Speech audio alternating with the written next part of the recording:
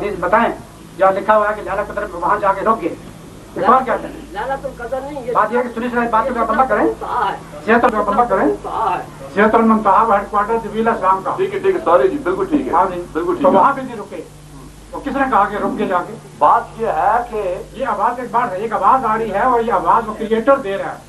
یہی میں پوچھنا چاہ رہا ہوں, آواز کس چیز سے آتی ہے؟ آواز آ میں رہی بول رہا ہوں آواز تو یہ ہمارے پاس آواز اس سے بھی آ رہی ہے. آپ کے سامنے یہ بات کھڑا ہے, اس میں سے آواز ہی نہیں آ رہی. آواز آ رہی ہے, پاس نے بھی آواز دی ہے, پتھر نے بھی آواز دی ہے. اگر آپ میرا سوال آپ سمجھ نہیں رہے. میں سمجھ گیا. آپ بنیادی طور پہ میرا خیال ہے, میں تو یہ گستاخی سمجھوں گا کہ مشکل یہ ہے سب سے بڑی کہ جب ہم اپنے مذہب کو پلیٹ کرتے ہیں نا تو تعصب کا زیادہ شکار ہوتے ہیں. میں کہتا ہوں غیر مسلم آپ سے سوال کرتا ہے, پھر تو آپ کے پاس مقبول جواب ہونا چاہیے, سیٹسفائی ہو جائے کہ ہاں جو کچھ آپ کہہ رہے ہیں وہ ٹھیک کہہ رہے ہیں. مسلمان کو مسلمانوں پر تبلیغ کرتا ہے تو وہ تو کوئی معنی, وہ تو منہ پہ میں بھی ہاں کر دوں گا, تو دل میں تو میں سوچوں گا پتہ نہیں کیا کہانی ہے کہ ہم تو آدھے کے پابند ہیں. ہمارے نزدیک جب تک زبان اور گردن وغیرہ نہ ہو تو آواز نہیں آ سکتی. اللہ تعالیٰ اس کا پابند نہیں ہے. یہ آپ کو اللہ کی حیثیت اور انسان کی حیثیت میں فرق ہونا چاہیے. میں اس میں کبھی یہ نہیں پہلی بات یہ ہے اللہ کے اس کائنات میں پتھر نے باتیں کی ہیں. خود نصیب کی حدیث ہے کہ نبی صلی اللہ علیہ وسلم کہ مجھے اب تک وہ پتھر یاد ہے جو مجھے بچپن میں اسلام کیا کرتا تھا. یہ بھول گیا وہ تو نے ہنانا مسجد نبوی اب بھی موجود ہے جس سے ہمیں آواز آتی تھی. یہ آپ بھول جاتے ہیں. بہت ایک اور مثال دیتا ہوں آپ کو میں کہ عام طور پہ جس معاشرے سے ہم یا جس سوسائٹی سے یا جس کلاس سے ہم تعلق رکھتے ہیں نا, وہ تقریباً کافی سارے ہم لوگ جاہل ہیں, میرے سمیت اسپیشلی میں. اب ایک آدمی بات بزرگ ملتے ہیں, کوئی مجھے ملے ہوں گے, آپ کو بھی ملے ہوں گے, کہ مجھے یہ حکم ہوا کہ یہ فلاں ڈیوٹی آپ کرنی ہے. آپ نے کشمیر کا مسئلہ حل کرنا. یہ بزرگوں کی بات کر رہا ہوں, یہ درویش لوگ اپنے آپ کو کلواتے ہیں, صوفی کلواتے ہیں یا پیر کلواتے ہیں, جو یہ کہتے ہیں جی ہمیں یہ حکم تھا کہ ڈیوٹی کرنی ہے جی لاہور جا کے آپ نے فلاں جگہ پہ.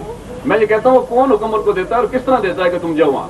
خواب آتی ہے ان کو, فرشتے کہتے ہیں, جنات کہتے ہیں, کون سی چیزوں نے کہتی ہے جاؤ وہاں؟ بات یہ ہے کہ یہ ساری داستان کی سب قصے جھوٹے ہیں. نہیں جی نہیں, یہ نہیں ہو سکتا. نہیں یہ نہیں ہو سکتا. اگر جھوٹے ہیں نہیں یہ نہیں ہو سکتا. بات یہ ہے کہ جو صاحب اس سوال کو میٹا فزیکلی سمجھ سکتے ہیں, پرسیو کر سکتے ہیں اور اس کا میٹا فزیکل آنسر کر سکتے ہیں, وہ اٹیمپٹ کریں. یہ سوال بڑا کلیئر ہے, سیدھا ہے, سالوں کے دل میں یہ سوال پیدا ہو سکتا ہے, لیکن سوال کو ہٹ کریں. This question is metaphysics. If you deal with Islam, it doesn't deal with the metaphysics. Metaphysics is behind the approach of Islam. It's not a subject. Mind it. It's not question metaphysics. آپ اس کو ایک ہی زاویے سے جواب دیں. Metaphysics. The question is when you introduce metaphysics into Islam. In Islam is very simple to be understood by everybody. Whereas metaphysics is a question of philosophy. So many philosophers have gone over their lives and they have vanished. Chaudhry صاحب میرے خیال میں جو سوال پوچھنا چاہ رہے ہیں, انہوں نے 3 لفظوں میں کہا جائے گا کہ فارم آف گاڈ ہے کیا. اس کے اوپر If you talk by the terms of metaphysics, you will confuse the people. If you talk in terms of Islam, then you will have the guidance towards Islam and the Quran. Remember that point is, we are still confused with your answer. You just, pardon me, you just introduced metaphysics into Islam. Metaphysics and Islam are too controversial. Don't answer him anyway. آپ کے خیال میں جس طرح آپ اس سوال کو direct ہٹ کر سکتے ہیں آپ کر دیں, سیدھا ہٹ کریں تاکہ ان کی بھی تسلی ہو. یہی کہہ رہا تھا, آپ نے میٹافزکس کو انٹروڈیوس کر دیا. اب ساری کی میٹافزکس ہمارا سبجیکٹ نہیں ہے, ہمارا سبجیکٹ ہے دس ہاؤس. حضور چھوڑ دیں, فی الحال آپ اس سوال پر ڈائریکٹ آ جائیں. میں یہ کہتا ہوں, اب میں جواب یہ دیتا ہوں. یہ جو لوگ کلیم کرتے ہیں کہ مجھے اوپر سے اشارہ ہوا ہے, فلاں کے یہ ہو رہا ہے, فلاں پارٹر پہ جا رہا ہے, فلاں پمپ پر 50 یہ سوال ہی نہیں, کسی کے پاس کوئی اشارہ نہیں آتا. پروفیسر یہ سوال نہیں ہے. سوال کیا ہے؟ سوال یہ کیا تھا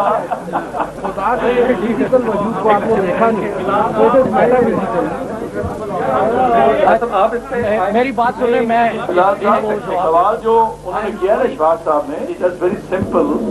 سوال یہ تھا لائک شہاب نے کہ اپنی کتاب میں لکھا ہے کہ میں فلاں بزرگ سے ملا تو انہوں نے کہا میری ڈیوٹی فلاں جگہ پہ لگی. اس کا سوال یہی تھا کہ وہ ان کو کیسے کیا ہوتی ہے. حضرات محترم, حنین کی جنگ میں حضور گرامی مرتبہ کھڑے تھے, پھر ہزیمت ہوئی, مسلمان بھاگ نکلے. پھر خدا کے رسول نے اعلان کیا کہ میں بلا شک و شبہ نبی ہوں, میں عبد المطلب کا بیٹا ہوں. مسلمان پلٹے, خوب جنگ ہوئی. جب خوب جنگ ہوئی تو حضور نے ارشاد فرمایا کہ اب بھٹی خوب گرم ہے, تو میں تو اس میں مداخلت نہیں کر سکتا. جی, مگر میں یہ چاہوں گا میری عرض یہ ہے کہ بعض اوقات ٹیکسچول ریفرنس جو ہے وہ زیادہ مفید ہوتی ہے. پہلا جو سوال تھا حضرت موسیٰ سے ہم کلامی کا، اس کو بڑی دور سے ٹریس کرنا ہوگا کہ خداوند کریم نے اپنے مختلف آثار پر مختلف شہادتیں تخلیق کی، اور کبھی ملائکہ کے ذریعے وہ شہادت تخلیق کی، کبھی جنات کے ذریعے تخلیق کی، پھر اپنے وجود گرامی مرتبت تک آئے تو یہ لوگوں کو بتایا کہ میں کلام کرتا ہوں. پھر جب اپنے آپ کو مکمل شہادت میں لانا تھا تو شب معراج میں حضور گرامی مرتبت نے اپنی ذاتی شہادت مہیا کی اللہ تعالیٰ نے، اور پیغمبر کو شاہد کہا، یعنی نظری شہادت دینے والا اور عقلی شہادت دینے والا خدا کے وجود پر. اب مسئلہ یہ ہے کہ what is the form of God، یہ بڑا مسئلہ ہے. تو حضرات محترم بات یہ ہے کہ فارم آف گاڈ میں ہمیں اتنا بے پناہ ڈیٹا چاہیے. ہم جو اپنی زمین کے بارے میں بھی مکمل ڈیٹا نہیں رکھتے، بلکہ گلی اور محلے کا ڈیٹا بھی ہمارا مکمل نہیں ہے، نہ ہمارا اس وسیع ترین کائناتی نظام کا مطالعہ ہے، نہ ہمارا اس کے پیچھے متحرک. میں نے ابھی 1 منٹ پہلے ایک بات کہی تھی کہ جب کمتر ڈیٹا کے ساتھ ذہن بڑا سوال اٹھا لے تو اس میں ہمیں ہمیشہ خفت کا سامنا کرنا پڑتا ہے. God is not known by the person he keeps. God is known by the function he keeps. ہم اسے صفات عالیہ سے پہچانتے ہیں. حضرت موسیٰ کے ضمن میں خدا کی ایک بہت بڑی صفت یہ سامنے آئی کہ وہ ہم کلام ہیں، کہ وہ ہم کلام ہوتے ہیں. اور اس کلام میں اور دوسرے کلام میں یہ صفت تھی کہ وہ جبرائیل امی کی طرح کا وحی نہیں تھی. انہوں نے اس میں کوئی ضمنی میتھڈ استعمال نہیں کیا. یہ بڑی انتہائی انسان کے لیے مبارک ساتھ تھی کہ پروردگار عالم نے بغیر کسی درمیانی ذریعے کے براہ راست انسان سے کلام کیا. یہ انسانیت اور بشریت کے لیے سرخوشی کا لمحہ تھا. اسی طرح جب ہم آگے بڑھتے ہیں تو شب معراج نظری بصری سماعت کا، چونکہ کلام سے آگے تو صرف نظری شہادت ہو سکتی تھی، تو پھر حضور گرامی سوائے ایک حدیث کے جو ام المومنین عائشہ صدیقہ سے مروی ہے، اور جو محدثین اس لیے درخور اعتناد نہیں سمجھتے کہ ام المومنین اس وقت موجود نہ تھی جب شب معراج واقعہ ہوئی، اور اس وقت بھی موجود نہ تھی جب کیفیات کا تنزل ہوا. تو اس معاملے میں ہم تمام فقیہ اور محدث یہی فیصلہ کرتے ہیں، اور تمام اصحاب کا یہی عقیدہ تھا کہ خدا کے رسول نے خدا پہ نظری شہادت دی ہے. اب مسئلہ یہ ہے کہ وہ کون سا خدا تھا جو انہوں نے دیکھا. خدا 2 نہیں ہے، 4 نہیں ہے، 10 نہیں ہے، مگر اس پہ کیا تخصیص ہو سکتی ہے کہ خدا نے جس طرح چاہا اپنا آپ اپنے بندے کو دکھایا. اب معاف کیجیے گا، میرے پاس وہ ڈیٹا نہیں ہے کہ میں پروفٹ کی جگہ یہ سوچ سکوں کہ انہوں نے کس لباس میں اور کس رنگ میں خدا اپنے ظاہر ہوا، مگر اسی طرح ہمیں کم از کم وہ ڈیٹا بھی مہیا نہیں ہے. مگر اس سے ایک بات بالکل واضح ہو گئی کہ کائنات اصغر میں جو یہ کانسیپٹ تھا کہ خدا کا وجود ہے، فرضی ہے، موہوم ہے اور پریکٹیکل نہیں ہے، یہ رد ہو گیا. اور اللہ کے رسول نے ہمیں یہ بشارت دی، یہ حقیقت بتلائی کہ تمہارا رب ایک حقیقی وجود بھی ہے. اب اس کی فارم کیا تھی؟ Perhaps we will be guessing too far and too long. اب اسی کا ضمنی کوشچن دوسرا ہے، اور دوسرا ضمنی کوشچن یہ ہے کہ یہ جو لوگ دعویٰ کرتے ہیں اور لوگ کہتے ہیں کہ میری ڈیوٹی وہاں پہ معمول تھی، وہاں پہ معمول تھی، وہاں پہ معمول تھی، یہ کیسے ہو سکتا ہے اور ان کو کون کہتا ہے اور کون کہلواتا ہے؟ تو حدیث رسول ہے صلی اللہ علیہ وآلہ وسلم کہ اس زمین پر کچھ مرد ہمیشہ ایسے موجود رہتے ہیں کہ جو دنیا میں ایک کارساز رول ادا کرتے ہیں اور ان کا نام رجال الغیب ہے. اور اسی طرح بہت بڑے محدث جو انڈیا میں گزرے ہیں نواب صدیق حسن خان بھوپالی نے، انہوں نے ایک حدیث پہ اتفاق کیا ہے اور وہ یہ حدیث ہے کہ رسول اللہ صلی اللہ علیہ وسلم نے فرمایا کہ جب تم میں سے کوئی کھو جائے تو بلند آواز میں یہ کہے کہ آیوننی یا عباد اللہ، کہ اللہ کے بندوں میری مدد کو پہنچو.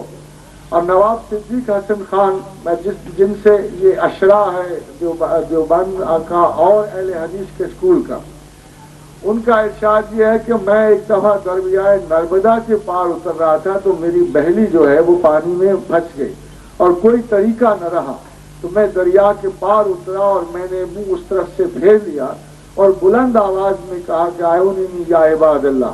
تو جب میں نے پلٹ کے دیکھا تو میری بہلی دریا کے پاس تھی. میں اس کو عام آدمی نہیں سمجھتا، ایک بہت بڑے محدث کا یہ اپنا بیان ہے جو اس حدیث پہ جس کو وہ شبہ کر رہا تھا اس پر ناطق ہیں. تو اس دنیا و مافیہ میں، اس کائنات میں خدا کی اتنی افواج ہیں، اتنے قسم کے پیٹرن آف لائف ہیں جن کا ہم اندازہ بھی نہیں کر سکتے. مگر کچھ لوگ اس زندگی میں بھی طرفوں پا کر خدا کے ہاں اتنے مقبول ہو جاتے ہیں. جس طرح حضرت برنباس کے بارے میں حدیث مشہور ہے کہ وہ قیامت تک زندہ ہیں اور پوشیدہ ہیں، اور جب عیسیٰ علیہ السلام آئیں گے تو برنباس ان کے ساتھ ہوں گے.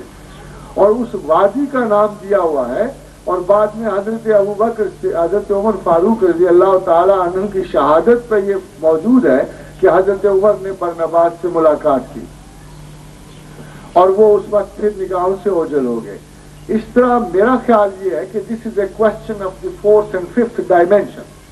اور جب ہم اس ڈائمینشن میں داخل ہوتے ہیں جس میں روح ہے یا اس قسم کی باتیں ہیں، تو اس کے بارے میں پروردگار نے خود کہا وَمَا أُوتِيتُم مِّنَ الْعِلْمِ إِلَّا قَلِيلًا، کہ ہم نے اس کا علم بہت مختصر لوگوں کو دیا ہے.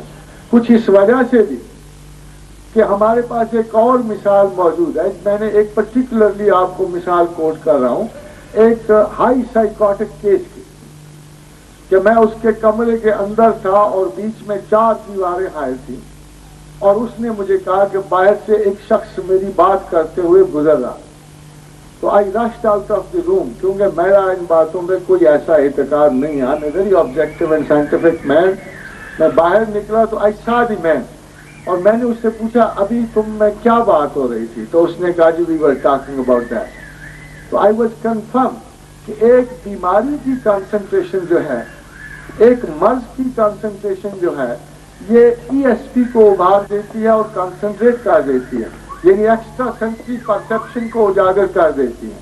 اور ہم ای ایس پی اور ایکسٹرا سینسری پرسیپشن اسی کو کہتے ہیں کہ جب انسانی سیلز کی تمام طاقت ایکول چارج نہ لے، جیسے ڈاکٹر صاحب نے کہا تھا، اور ایک خصوصی کیفیات کے سیلز پہ زیادہ مرتکز ہو جائے تو وہ یہ کیفیت پیدا کر لیتے ہیں کیونکہ واقعات متعین ہیں تو وہ اس لوح کو پڑھ لیتے ہیں. اسی طرح ایک مجذوب جو ہے، شورش کاشمیری نے واقعہ لکھا کہ ہم بابا تاج الدین اولیاء ناگپور شریف والے کو ملنے کو گئے، اور میں اور میرے ساتھ محمد علی جوہر تھے. کہ جب انہوں نے مجھے دیکھا تو کہا، ہنس پڑے اور کہے تم یہاں کہاں، تم تو پھاٹک کے پیچھے ہو، تم یہاں کہاں، تم تو پھاٹک کے پیچھے ہو. تو مسلسل یہی کہی جاتے تھے. تو کہنے لگے مجھے تو سمجھ نہیں آئی، مگر جب واپس آئے تو ہمیں رولٹ ایکٹ کے تحت گرفتار کر کے پھاٹک کے پیچھے پہنچا دیا گیا. تو یہ واقعہ اس نے پورے اسباب سے لکھا. اس کے علاوہ ہزاروں ایسے واقعات ہیں جنہیں ہماری یہ ڈائمینشن ڈیل نہیں کرتی. اور جو میتھڈسٹ ہے، جو ایک پریکٹیکل آدمی ہے، وہ پرہیپس وہ اس لیے ان پہ اعتبار نہیں کرتا کہ اس کی زندگی میں اس کا تجربہ نہیں ہوا ہوتا. مگر تجربہ نہ ہونے سے فینامنے کا نہ ہونا ضروری نہیں ہے. فینامنا موجود ہوتا ہے. اس فینامنا کی ہمیں قرآن حکیم نے خود خبر دی ہے کہ بعض واقعات اس روئے عالم پہ ایسے ہوتے ہیں جو تمہارے قانون سے ملتے جلتے نہیں ہیں، جو اطلاق نہیں رکھتے. ہمیں سب سے پہلا واقعہ اس وقت ملتا ہے کہ جب حضرت سلیمان کے دربار میں ایک جن نے فزیکل آبجیکٹو پاور کا اظہار کیا اور کہا کہ اے پیغمبر، میں ملکہ بلقیس کا تخت لا سکتا ہوں اگر آپ دوپہر تک اس مجلس میں رہیں. مگر دوسرے صاحب نے یہ کہا کہ اے نبی اللہ اگر مجھے اجازت ہو تو میں پلک جھپکنے میں یہ تخت لا سکتا ہوں. یہ حضرت آصف بن برقیہ سے. اب قرآن نے اسے کوٹ کیا ہے اور تخت اسی وجہ سے آیا پلک جھپکنے میں. میرے پاس اس کی وضاحت موجود ہے کہ وہ کس طرح آیا، مگر وہ وضاحت سائنٹیفک ہے، کوہیرنٹ ہے، انڈرسٹینڈیبل ہے کہ وہ شخص جو خدا کے اتنا قریب تھا اس میں اتنی لاجسٹکس موجود تھی. اور بہت سارے لوگوں کا یہ خیال ہے کہ وہ اتنا اپنے زمانے کا بڑا ولی تھا، اور کوئی بھی ولی اپنے زمانے کے نبی بے شہادت بھی ہوتا ہے، کہ اس نے اسم اعظم کی تلاوت سے اس تخت کو وہاں مٹیریل سے توانائی میں کنورٹ کیا، اور توانائی 1,46,000 میل فی سیکنڈ کی رفتار سے وہ تخت ٹریول کرتا ہوا وہ حضرت سلیمان کے دربار میں پلک جھپکنے کے 18,000 حصے میں پہنچا. اگر آج دیکھا جائے تو انسانی ذہن بھی بالکل اسی قسم کی پروجیکٹس رکھتا ہے، اور جتنی نئی ہمارے پاس سائنٹیفک پرابیبلٹیز آ رہی ہیں، موویز آ رہی ہیں، اس میں ٹرانسفرنس کا ایلیمنٹ ہمیشہ موجود رہتا ہے. اور آپ اگر کبھی اسٹار ٹریک وغیرہ موویز میں دیکھیں تو اس چیزز کو وائبل سمجھتے ہیں، انڈرسٹینڈیبل سمجھتے ہیں. اینڈ میں آپ کی جدید ترین اطلاع کے لیے عرض کروں کہ سب سے بڑا مسئلہ جو اس روحانی حرکت میں تھا یا امیٹیریل حرکت میں تھا وہ آئنسٹائن کے لا کے دوسرے حصے کا تنقید تھی. جب اس نے یہ کہا کہ energy can be convert matter can be converted into energy and vice versa is also true. تو پہلا تو قانون فشن کے لا میں کرسمیٹک لا تھا، وہ تو ایٹم بم کے وجود میں آ گیا اور اس کا توانائی کا فشار سب کے علم میں آ گیا. مگر جو دوسرا حصہ تھا کہ can a burst out energy can be recalled into the material form, جیسے ایسے ہوا کہ جب آپ کسی چیز کو انرجی میں ڈالتے ہیں اور دوبارہ کسی پروسیس سے اس کو ری میٹیریلائز کر دیتے ہیں. تو ابھی لیٹسٹ اصطلاح یہ ہے کہ in America they have been able to fuse the energy. اور آپ اندازہ کر سکتے ہیں کہ نیکسٹ سینچری جسے آپ 21st سینچری کہہ رہے ہیں may be this law of fusion of energy they have been able to. اور ایک چھوٹے سے اگر انہوں نے انرجی کو پھر دوبارہ ایک جمود میں یا مٹیریل فارم میں تبدیل کر لیا تو یہ ٹرانسفرنس جسے کہتے ہیں یا ایک دوسرے ٹرانسپورٹیشن آف دی سیلف کہتے ہیں، یہ بہت ایزی ہو جائے گا. May be in the first اور the second half of this 21st century you might be able to travel in physical in the forms of this material energetic conveyance. تو میرا نہیں خیال کہ کوئی probability جو زمین پہ ایگزسٹ کرتی ہے وہ حقیقت سے دور ہو. سوال صرف یہ پیدا ہوتا ہے کہ حالات و واقعات کیا اس probability کے مطابق ہیں کہ اسے وجود میں لانے میں ہماری مدد کریں یا نہ کریں. And this is the answer to this question کہ ضرور ایسے لوگ بھی موجود ہیں.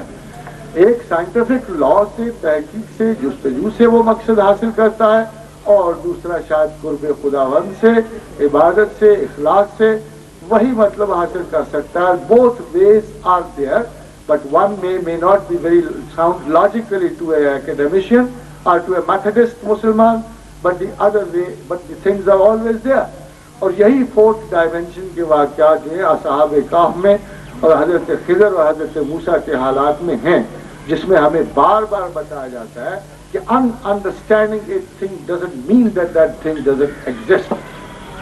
وہ تجربہ ہو سکتا ہے مجھے بھی نہ ہوا ہو، مگر اس وقت تک جب تک میری زندگی ہے، تلاش ہے، تحقیق ہے، میں اس واقعے کو ڈینائی نہیں کر سکتا. انسانی پوری زندگی ٹرانزیشن میں ہوتی ہے، پوری کی پوری زندگی. اور بڑے انسان کی سب سے بڑی بدقسمتی ہے کہ وہ مرنے سے پہلے کسی خیال کو پورا کر دے، because his learning would stop there. جب یہ آیت قرآن حکیم اتری، میں چاہتا ہوں ایسے بڑے غور سے آپ سنیے گا کہ وَاعْبُدْ رَبَّكَ حَتَّى يَأْتِيَكَ الْيَقِينُ، کہ عبادت کیے جا حتیٰ کہ تو یقین تک پہنچے. تو آپ یقین جانیے کہ اصحاب کی عقل و فراست کا یقین کیجیے کہ اتنے بڑے دانشور میں نے زندگی میں نہیں دیکھے کہ تمام اصحاب نے یقین کا ترجمہ موت کی. تمام اصحاب رسول نے یقین کا ترجمہ موت کیا. اور کہا کہ تو یقین کو اس وقت تک مکمل نہیں کر سکتا جب تک کہ تو موت تک نہ پہنچے. And this is a process of learning, this is not a rigidity. کہ اصحاب رسول کا کہنا یہ ہے کہ تمہارے سیکھنے کے لیے ساری عمر ہے, تو تم ہاف وے کیسے اپنے خیالات کو مکمل کر لیتے ہو. اس کا مطلب یہ بھی نہیں کہ انارکی آف تھاٹ ہو. You make an idea, you keep it, you جج it, you converse with it, آپ اسے چیلنج کرتے رہتے ہیں. جب وہ کنفرم ہوتا ہے آپ کی زندگی کے ساتھ چلتا ہے. I made my intentions, my ideas in the age of 27, 28. All the time I have been testing them on the most modern laws of inquiry, judgment, skepticism. اور اس عمر تک میں نے خدا کا یقین ریٹین کیا ہے. اس کے بارے میں اپنے یہ اعتماد ہے. اس کی وجہ یہ نہیں تھی, اس کی وجہ یہ ہے کہ my argument has never been broken by now. وہ آرگومنٹ میں انشاءاللہ تعالی اس سیشن کے بعد آپ کو بھی 2 بجے کے بعد آپ کو بتاؤں گا. اب حضرات محترم, I think کہ we will go for نماز and we will go for eating and then we come back for the longer sessions. Thank you very much. 3 بجے ہم دوبارہ یہیں پہ بہت سے سوالوں کے ساتھ دوبارہ ملیں گے. تھوڑی دیر پہلے میں نے ایک بات کی تھی کہ جب ایک مسلمان کو کنونس کرتا ہے تو اس میں تو ایسی باتیں مثالیں دے گا. اب میرے ڈاکٹر مسعود دوست جو بیٹھے ہیں یہ خاموش اس لیے میرے خیال میں کہ یہ اتنی جرت نہیں رکھتے کہ یہ کہہ دیں یہ جو مثالیں آپ مجھے دے رہے ہیں اس کی لاجک تو مجھے بھی کم از کم سمجھ نہیں آئی کہ یہ کیا جواب, سوال کیا تھا اور جواب کیا ملتا ہے. یہ تو آپ صرف اپنے دائرے تک محدود ہیں اسلام کے یا مسلمانوں کے. آپ ذرا پاکستان سے باہر جا کے بھی دیکھ لیں, جہاں ہندو کسی سے بات کریں, کسی پارسی سے بات کریں, اس کو کنوینس کر کے لائیں تو پھر میں مانوں آپ کی یہ دلیل ثابت ہوگی کہ آپ صحیح کہہ رہے ہیں جو کچھ کہہ رہے ہیں. گھر بیٹھ کے اپنے بھائی کو, بیٹے کو, ماں کو, بہن کو یہ دلیلیں دینا, بیسیکلی ہماری تربیت یہ ایسی ہوئی ہے کہ ہم ہمیشہ بڑوں کا ادب کرتے ہیں. جس جگہ ہم سمجھتے ہیں کہ یہاں ہم نے اعتراض کیا یا تنقید کی تو یہ نہ ہو یہ محسوس ہم دیں ناراض ہو جائیں یا فتویٰ نہ لگا دیں, ہمیں منافر نہ کہہ دیں, کافر نہ کہہ دیں. اس لیے ہم لوگ اوائڈ کرتے ہیں کہ اتنے لمبے جوڑ جگہوں میں ہم جائیں نہیں. میرے بھی سمجھ یہ بات نہیں آئی کہ آپ نے یہ جواب کس لاجک پہ دیا ہے. محترم, بات یہ ہے کہ انعام صاحب نے ایک بات کی اور آپ نے دوسری. انعام صاحب نے جیسے انہوں نے پہلے کہا کہ ان کا ایک پیٹرن آف تھاٹ ہے, اس پیٹرن آف تھاٹ پہ ان کے ذہن میں یہ دلیل بڑی مؤثر ہے. آپ کا ڈفرنس آف مائنڈ جو ہے اس دلیل کو قبول نہیں کرتا, عمران صاحب کا اس کو قبول نہیں کرتا. آئیے چلیے ہم اس اسٹینڈرڈ کی طرف جائیں جس پہ شاید بات سب کے لیے قابل قبول ہے. Let's not start with faith, let's start with denial. ہم انکار سے شروع کرتے ہیں. ایک بات کا ہمیں فرق کرنا پڑے گا کہ جو گلی کوچے کے اعتراضات ہیں اوپر کی سطح پر بھی وہی اعتراض ہوتے ہیں. فرق یہ ہے کہ ایک سمپل مائنڈ میں یہ اعتراض بغیر کسی لاجک, وضاحت, وربوسٹی, فریزالوجی کے ہوتا ہے. وہ اس کی وضاحت نہیں کر سکتا, اس کو لفظوں کے لباس نہیں پہنا سکتا, اس میں اپنے خیالات کی چاشنی کا اضافہ نہیں کر سکتا. بڑی لیول کے لوگ اسے شاید منطق, فلسفہ, تاریخ, توارد خیالات سے بہت سارے معنی دے کر اسی بات کو بیان کریں. میرا یقین ہے کہ کہنے کے لیے ہمیشہ بات بہت تھوڑی ہوتی ہے. ہم الفاظ کے مینرزم کا بھی شکار ہیں. مگر کوشچن یہ بڑا جینوئن ہے, اگر آپ اجازت دیں گے تو میں اس کا جواب دوں. میں نے 8 سال بذات خود اسی کوشچن پر تحقیق کی ہے. کوشچن یہاں سے شروع نہیں ہوتا. جو فرد بھی, جو بھی نسل انسان کا جز ہے, جب اپنی زندگی اور شعور کی عمر کو جاتا ہے تو اس کو بہت سارے سوالات سے جہاں واسطہ پڑتا ہے ان میں بڑا سوال یہ پیدا ہوتا ہے کہ میں آزاد ہوں کہ میں آزاد نہیں ہوں.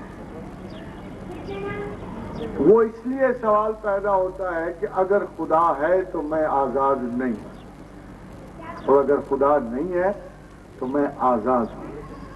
یہ میری مرضی پر ہے کہ میں کچھ سوشل پریشر قبول کروں یا نہ کروں. حرام و حلال کی تخصیص ذاتی ہے, خارجی نہیں. गुनाह और सवाब मेरे लिए माना नहीं रखते, सिर्फ जरूरत के ताबे हो जाते। अब आप बताइए जरा दिल से सोचकर, और इससे पहले कि मैं आपसे सवाल पूछूं, मैं विक्टर ह्यूगो का एक कौल जरूर नकल करना चाहता हूं कि हर इंसान के दिल में और जहन में ऐसे ऐसे ख्याल आते हैं कि अगर उन पे सजा दी जाए तो दुनिया का हर आदमी दिन में 10 मरतबा फांसी पे चढ़ने का मुस्तहिद हो। मगर ये ख्यालात आपके जहन में भी मौजूद होते हैं, खुदा है कि नहीं है, कौन है, कैसा है, क्यों कर है। मगर असबात हक के लिए देखिए, जैसे जोश मलिया आबादी ने कहा कि हम ऐसे अहले नजर को सवात हक के लिए अगर रसूल ना होते तो शुभ काफी। किसी एस्थीट का जवाब और है, बट सी आई बिलीव कि डॉक्टर साहब जो मुझसे तलब कर रहे हैं वो ऑब्जेक्टिव रीजनिंग पे इस सवाल का जवाब मांगते हैं, एक फिलोसॉफिक ऑब्जेक्टिव रीजनिंग पे ये जवाब मांगते हैं। तो साहब मैं आपसे एक दरखास्त करूंगा कि आपके सामने पहले डिनायल की सबसे बड़ी आर्गुमेंट रखें। डिनायल की सबसे बड़ी आर्गुमेंट जो है, जिसने दुनिया को बहुत मुतासर किया और जिसने एक सेंचुरी को अपने नाम से मंसूब किया, वो लॉर्ड बर्ट्रैंड रसेल, आयर, विटकाम्स्टाइन, सिमेंटिक्स के एक्सपर्ट, लॉजिकल पॉजिटिविज्म के एक्सपर्ट, जिनका मुख्तसर ख्याल ये था कि नस्ल इंसान उस चीज की कायल है जिसका लॉजिकल कंस्ट्रक्ट उनके जहन में मौजूद होता है। फॉर एग्जाम्पल, अगर एक अंधे आदमी ने हाथी नहीं देखा हुआ तो वो आपको कभी क़यामत तक नहीं बता सकता कि हाथी क्या है। इसके बरक्स, this is a round table, मगर चूंकि बेसिक कंस्ट्रक्ट टेबल का हमारे जहन में मौजूद है, इसलिए मेज चौरस हो या लंबा हो या चौड़ा हो या तिपाई हो, किसी किस्म का भी मेज होगा तो इमीडिएटली मेरा लॉजिकल कंस्ट्रक्ट मुझे बताएगा कि दिस इज ए टेबल, और मैं उसे टेबल ही समझूंगा। एक बड़ी बदकिस्मती की बात यह है कि जब लॉर्ड बर्ट्रैंड रसेल से जब वो क्रिश्चियनिटी पर इतराज कर रहा था तो उसे किसी ने खत लिख के कहा कि have you read the Quran? तो उसने कहा there is no need, all gospel truth is alike. मेरा ख्याल ये है कि ये इल्मी बदयानती की बहुत बड़ी मिसाल है, इसलिए कि बगैर एक किताब को पढ़े हुए उन्होंने एक तो उसकी ममासिलत दूसरी किताब से दी और बगैर पढ़े हुए उस पर राय दी।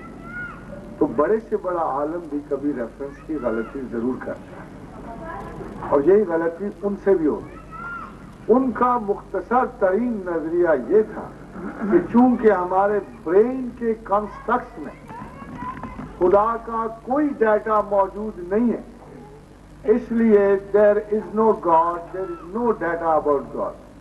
और यहीं से perhaps the most illogical pattern शुरू होता है। मैं कुरान पर इल्हामी किताब का यकीन नहीं रखता। मैं कुरान को खुदा की किताब नहीं समझता। मैं कुरान को कोई किताब मुकद्दस नहीं समझता। मैं मोतरिज हूं, मैं आलम तशकीक का मुसाफिर हूं। मुझे एतराज है। आप कहते हैं रसूल अल्लाह ने कहा, मैं कहता हूं मैं रसूल को मानता तो फिर काम आसान ना हो जाता। मैं तो मानता ही नहीं हूं। आप कहते हैं he was profit of God, मैं कहता हूं विच गॉड? मेरे लिए तो वो गॉड नहीं, it's your God. Make belief है, टेबू है। जैसे माओ से तुम ने कहा कि 100 साल के बाद जब लोग किसी मस्जिद, 1000 साल के जब लोग किसी मस्जिद के पास से गुजरेंगे तो खड़े होकर बड़ा हंसेंगे कि यहाँ एक ऐसी बेवकूफ कौम रहती थी जो एक अनदेखे खुदा से आसेब की तरह डरती थी। तो there are not many things. Semantics के एक्सपर्ट ने कहा कि देखो हमने लफ्ज दे दे के एक वाहमे को हकीकत बना दिया। खौफ और वहशत के अल्फाज ने اس کو اتنی عزت دے دی، ہم نے ایک کانسیپٹ کو اتنے لفظ دے دی، خدا ذوالجلال والاکرام، یا رحمان ہو یا رحیم ہو یا کریم، سلام، مومن، ہائی، کیا کیا نہیں ہم نے اس کو صفات دی۔ اب وہ صفات اتنی بڑھ گئی ہیں کہ اب چھلکے اتارنے ہم سے ممکن نہیں رہا۔ ہم ان کو نکال کے، چھلکوں کو اتار کے یہ نہیں لوگوں کو بتا سکتے کہ there is no God, you are afraid of nothing. مگر صاحب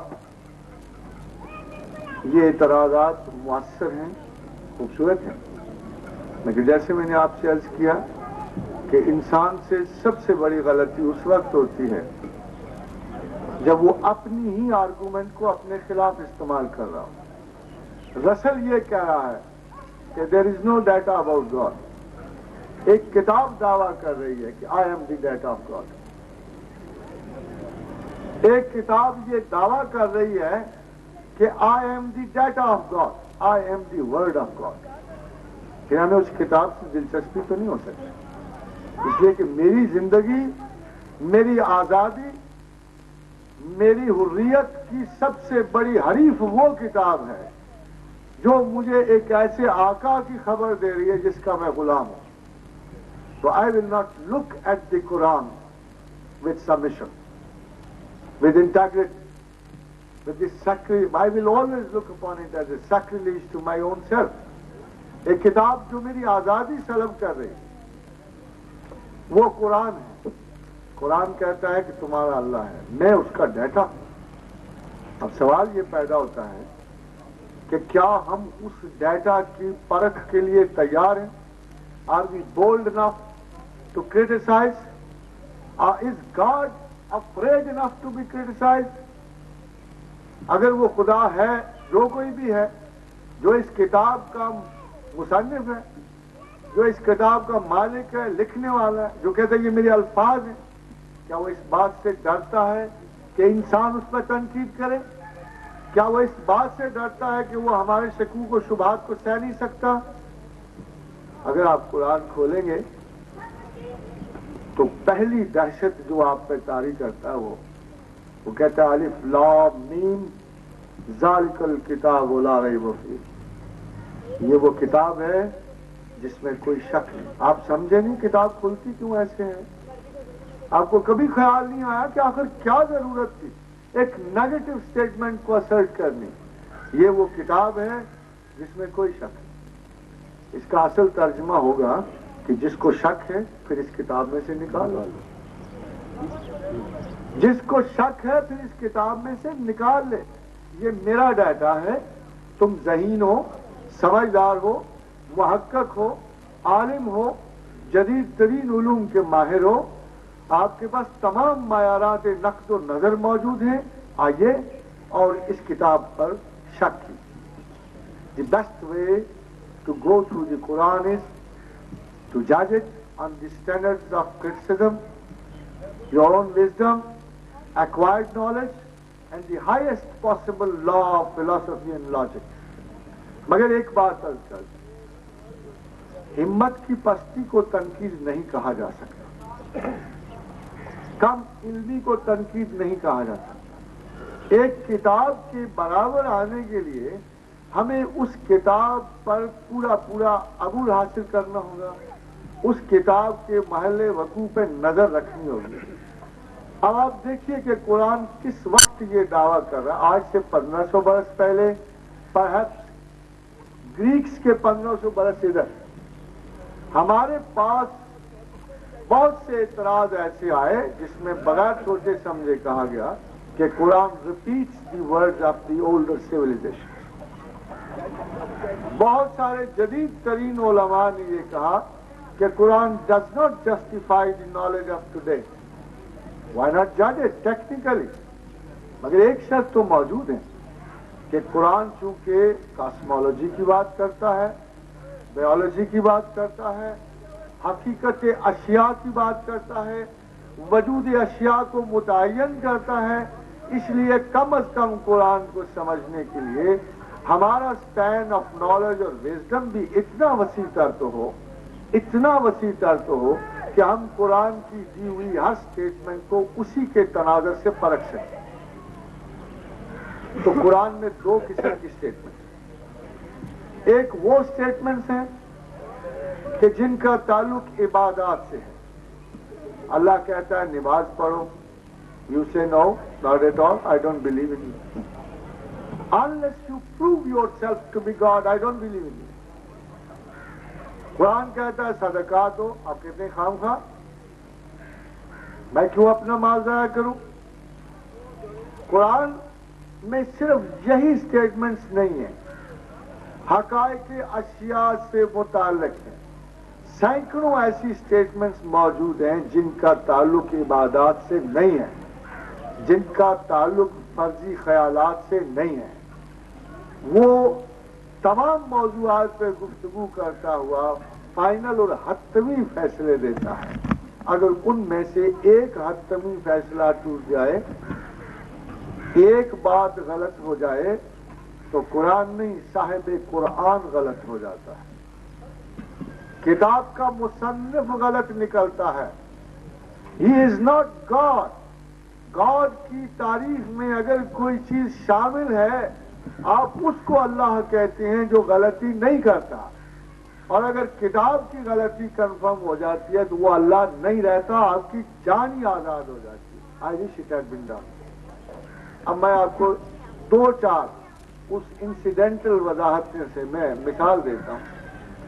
ڈاکٹر صاحب سے میں اتنا ضرور عرض کروں گا کہ اتنی ساری آرگومنٹس جو ہیں، اتنا سارا مطالعہ جو ہے، مختلف آیات قرآنی کے پس منظر کو ڈھونڈنا وہ ایک آدمی شخص میں تو نہیں ہو سکتا. But I will try to explain you one of the major statements which are known to everybody. Ptolemy نے جدول شمسی دی 3000 سال قبل، اور اس نے اس میں یہ کہا کہ زمین ساقط ہے اور باقی تمام ستارے اس کے گرد حرکت کرتے ہیں.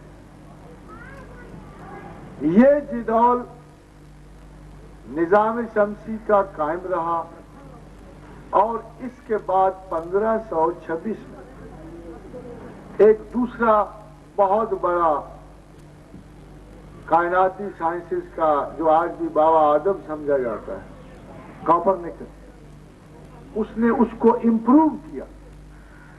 1526 میں کوپرنیکس نے اس کو امپروو کرتے ہوئے کہا کہ Ptolemy was wrong. The fact is the sun is stationary. The sun is stationary. سورج قیام پذیر ہے اور باقی ستارے اس کے ارد گرد حرکت کرتے ہیں.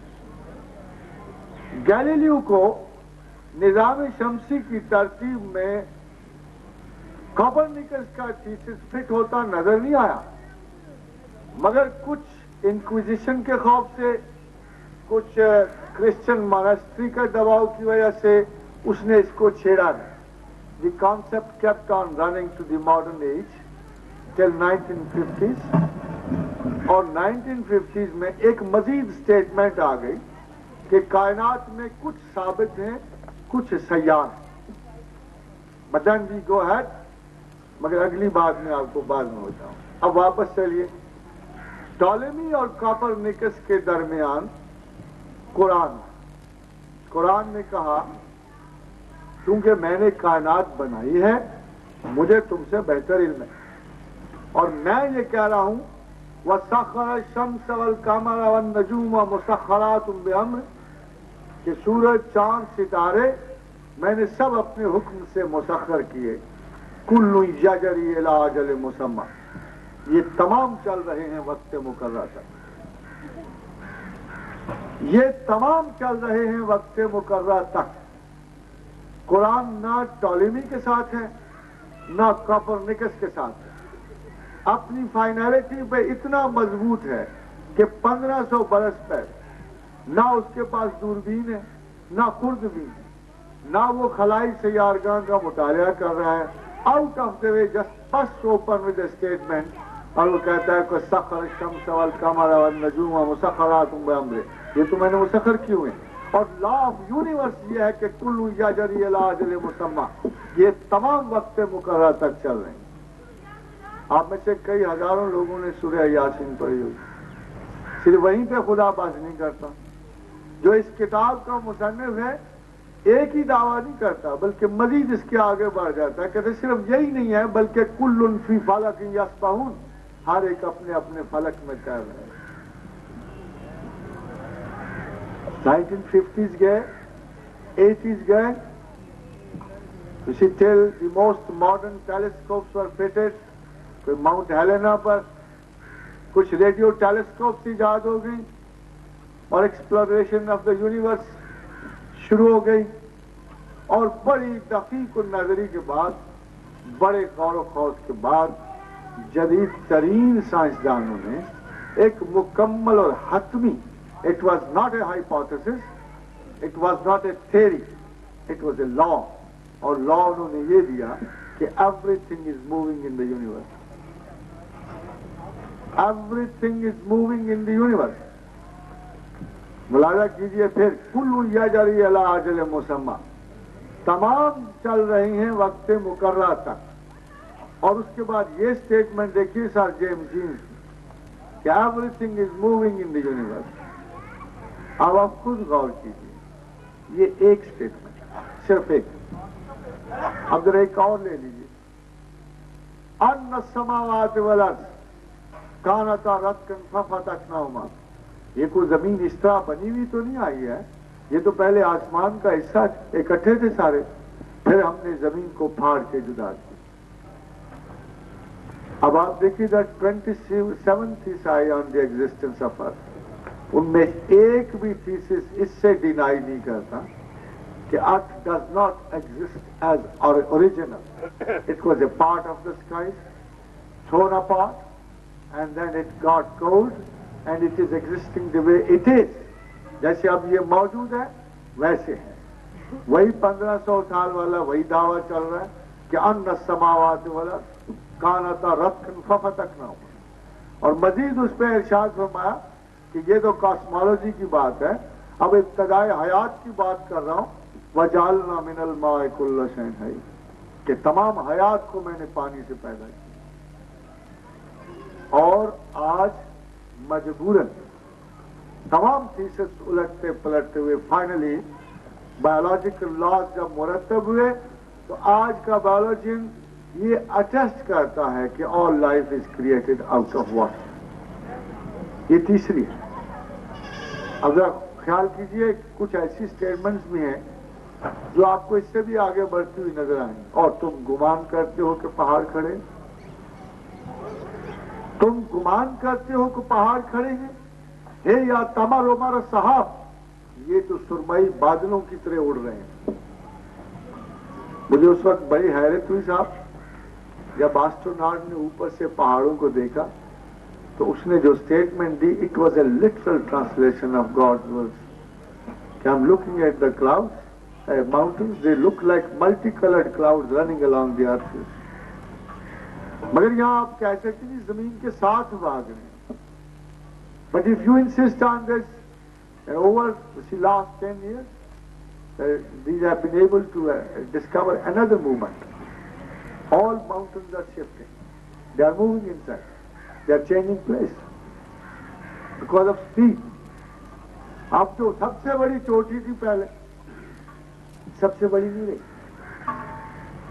جو کبھی چھوٹی چھوٹی ہوتی تھی وہ بلند تر ہو گئی۔ کوشچن یہ پیدا ہوتا ہے، آپ سوچئے، میں نہیں آپ کو کہہ رہا کہ why this authority is so infallible, who's it, یہ کون ہے؟ جب تک آپ اتھارٹی کو غلط ثابت نہیں کرتے اس کے سارے کلیم ماننے پڑتے۔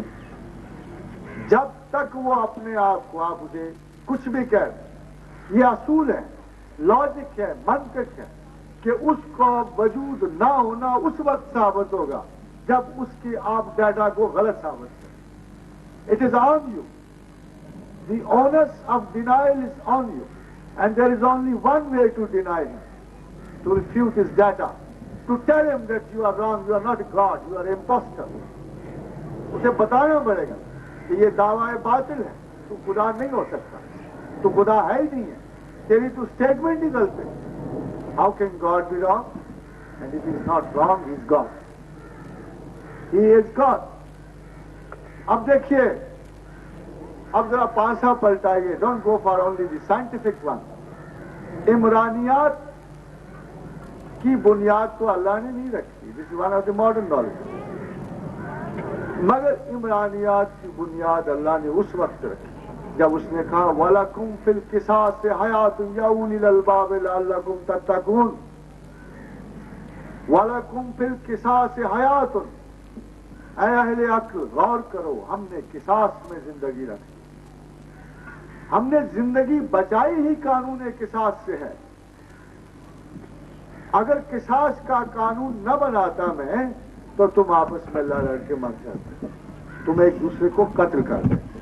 And this is what happened. Go to the basic philosophers of anthropology, जो नस्ल इंसान और माशरे की तरक्की पे गौर करते हैं, सब के सब इस बात पे मुत्तफिक हैं कि पहला कानून जो नस्ल इंसानी में बना वो कानून किसास है. प्रिंस हम्मुराबी ऑफ बेबीलोन पहला लॉ गिवर समझा जाता है. बेबीलोन का प्रिंस हम्मुराबी को पहला लॉ गिवर कहा जाता है. उसके कतबे पढ़ लीजिए, कुरान की आयत पढ़ लीजिए. आंख के बदले आंख, कान के बदले कान, नाक के बदले नाक. हैरत की बात ये नहीं है कि दोनों मिलते हैं. हैरत की बात है कि कुरान के जमाने में ये खंडर ईजाद नहीं थे. So much later discovery. और अगर कतबे लिखे हुए भी कोई थे तो unluckily profit was not a literate man. सबसे बड़ी आर्गूमेंट जो अल्लाह ने प्रॉफिट के वजूद में दे दी कि बड़ा ही करम फरमाया कि उन्हें इलिटरेट रखा. नबी ये उम्मी का तफाखुर दिया ताकि ये किसी से कुछ और सीखे. जो कुछ इसने कहना है मुझसे कहे, जो कुछ सीखना है मुझसे सीखे. ऐसी दैट हैपन्स कि सैयदना अबू बकर सिद्दीक रज़ी अल्लाह ताला अन्हु ने एक शेर पढ़ा. सरकार के साथ में आपने उस शेर को दोहराया, शेर गलत पढ़ा. अबू बकर सिद्दीक या रसूलल्लाह ऐसे नहीं ऐसे है. फिर पढ़ा, आपने फिर पढ़ा, फिर गलत पढ़ा. तो अबू बकर सिद्दीक ने कहा मैं कसम खाता हूं कि आप रसूल हैं, आप शेर व शायरी के लिए हैं ही नहीं, आपको है कैसे. But C we have to confirm this is a law. अगर आपके पास लॉजिक है, अगर आपका मंतक है, तो आपको कुरान का वो सारे का सारा डाटा जो आपके सामने बिखरा पड़ा है, आप उससे मुरब्बत और मोहब्बत से न पढ़िए, जुज़दान में मत सजाइए, पूरे पूरे क्रिटिकल फैकल्टी के साथ पढ़िए. काश के मैं आपके साथ हूं, एक आयत उसकी गलत साबित कर, मैं आपके साथ. I will also deny. मुझे भी ऐसा खुदा नहीं चाहिए जो मेरी तरह ही गलतियां करता. But you see over these 30 years I have miserably failed. I have miserably failed to prove him wrong. I believe in him because he is always right. This is the problem. उसका एक एक लफ्ज अच्छा. अभी जरा और देख लीजिए. You say psychology, he gives the basic statement of psychology. कहता है वो हुज़रातुल अनफुस शुह, हमने तमाम जानों को बुखले जान पे जमा किया. तमाम जानों. अब सवाल ये है, बात देखिए इंटरप्रिटेशन का फर्क है. पुराने जमाने का स्कॉलर जब शुहा को एक्सप्लेन करता है तो उसे बुखल कहते, मगर खुदा तो तमाम जानों का जिक्र कर रहा है. जानवर में क्या बुखल, एक चूंटी में क्या बुखल होगा, एक बिल्ली में क्या बुखल. बुखल तो इंसान के साथ मखसूस है, माल और पैसे के साथ मखसूस है. एक स्टिंजी होल्डिंग ऑफ मनी को बुखल कहते हैं, मगर खुदा को तखसीस तो नहीं कर रहा इंसान से. वह उज़रातुल अनफुस शुह, हमने तमाम हयात जानदारों को बुखले जान पे जमा किया. और इसका अब देखिए कि बेहतरीन, even those people who study the instinctive life of human beings, they all agree on one thing, that the only basic instinct जो है, the first ever instinct in all the living human beings is the survival. अपने बका की खातिर they must react well. I am only giving you the literal translation. मैं कोई तावील नहीं दे रहा. हमारी बदकिस्मती तावील है میں اب آپ کو ایک اور چھوٹی سی مثال، خدا نے قرآن میں کہا ثم استوى الى السماء وهي دخان، کہ ہم بلند ہوئے آسمانوں کو اور وہ دخان تھے۔ اب دیکھیے میں آپ کو ترجمے کی بدقسمتی بتاتا ہوں جہاں سے ہمارا سارا موقف چھوٹا۔ ایک عالم نے ترجمہ کیا دھواں تھا، ایک اور آنے والے کہ ہم بلند ہوئے آسمانوں کو اور وہ دخان تھا، اللہ نے کہا۔ عالم نے ترجمہ کیا، اس نے کہا ہم بلند ہوئے آسمانوں کو وہ دھواں تھا۔ دوسرے عالم نے اس میں تھوڑا سا ایڈ کر دیا، اس نے کہا وہ ہم بلند ہوئے آسمان وہ دھواں سا تھا۔ دخان doesn't mean it all at all. آپ ابن عباس سے پوچھیں جنہیں رسول اللہ صلی اللہ علیہ وسلم نے تعویل قرآن بخشی ہے، وہ آپ کو بتائیں گے کہ دخان سے مراد ایسا دھواں جس میں پانی ملا ہوا ہے۔ And you know all these theses about the early universe which we have with the scientists, plausible explanation of the universe, that the world was first a consummation of the moisturized gases. Moisturized gases آپ کو کتنے قریب لگتے ہیں دکان سے؟ God knows and man knows. Of course, God doesn't give you the details. He is the maker. He gives you the law. He gives you the law.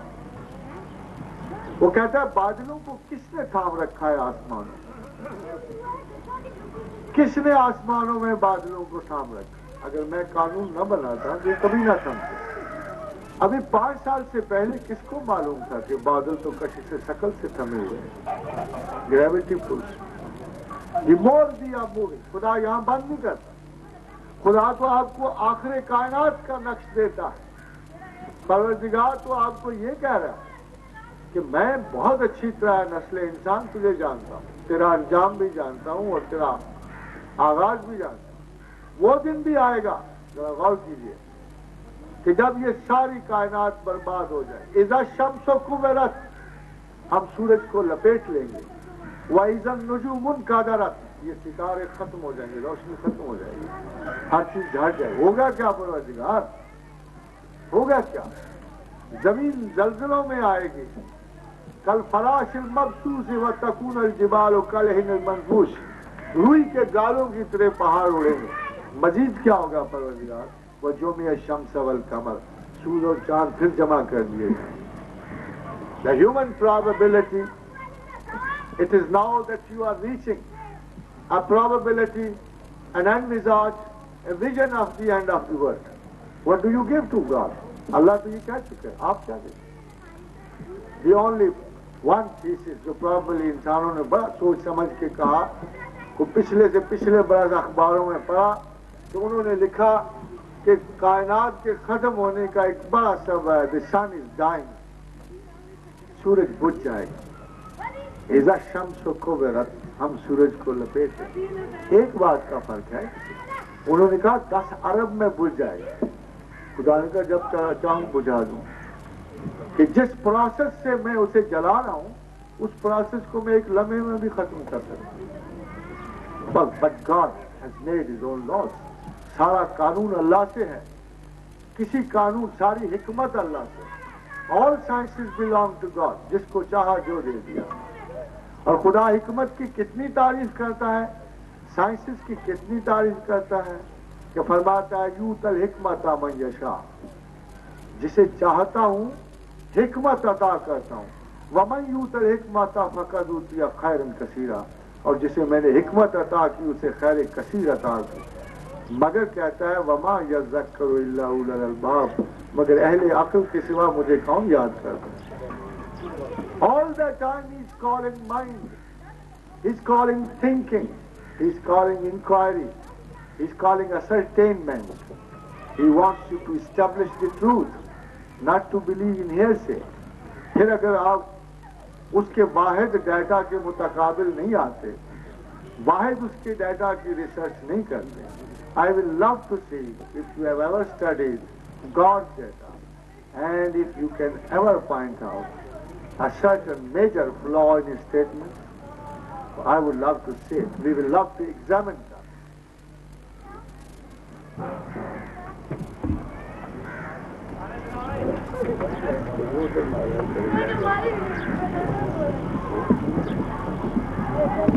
میرا ایک چھوٹا سا سوال ہے، صبر کیا ہے جس کا بار بار ذکر کیا گیا قرآن پاک نے؟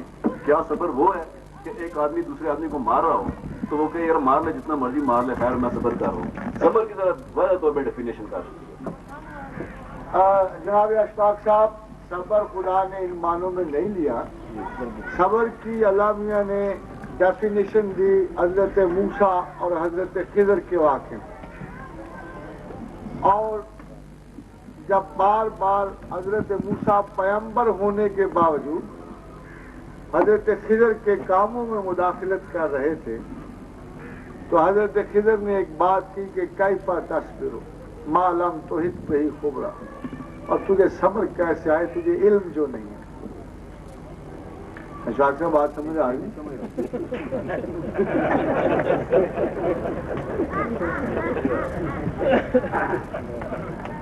علم سے صبر آتا ہے.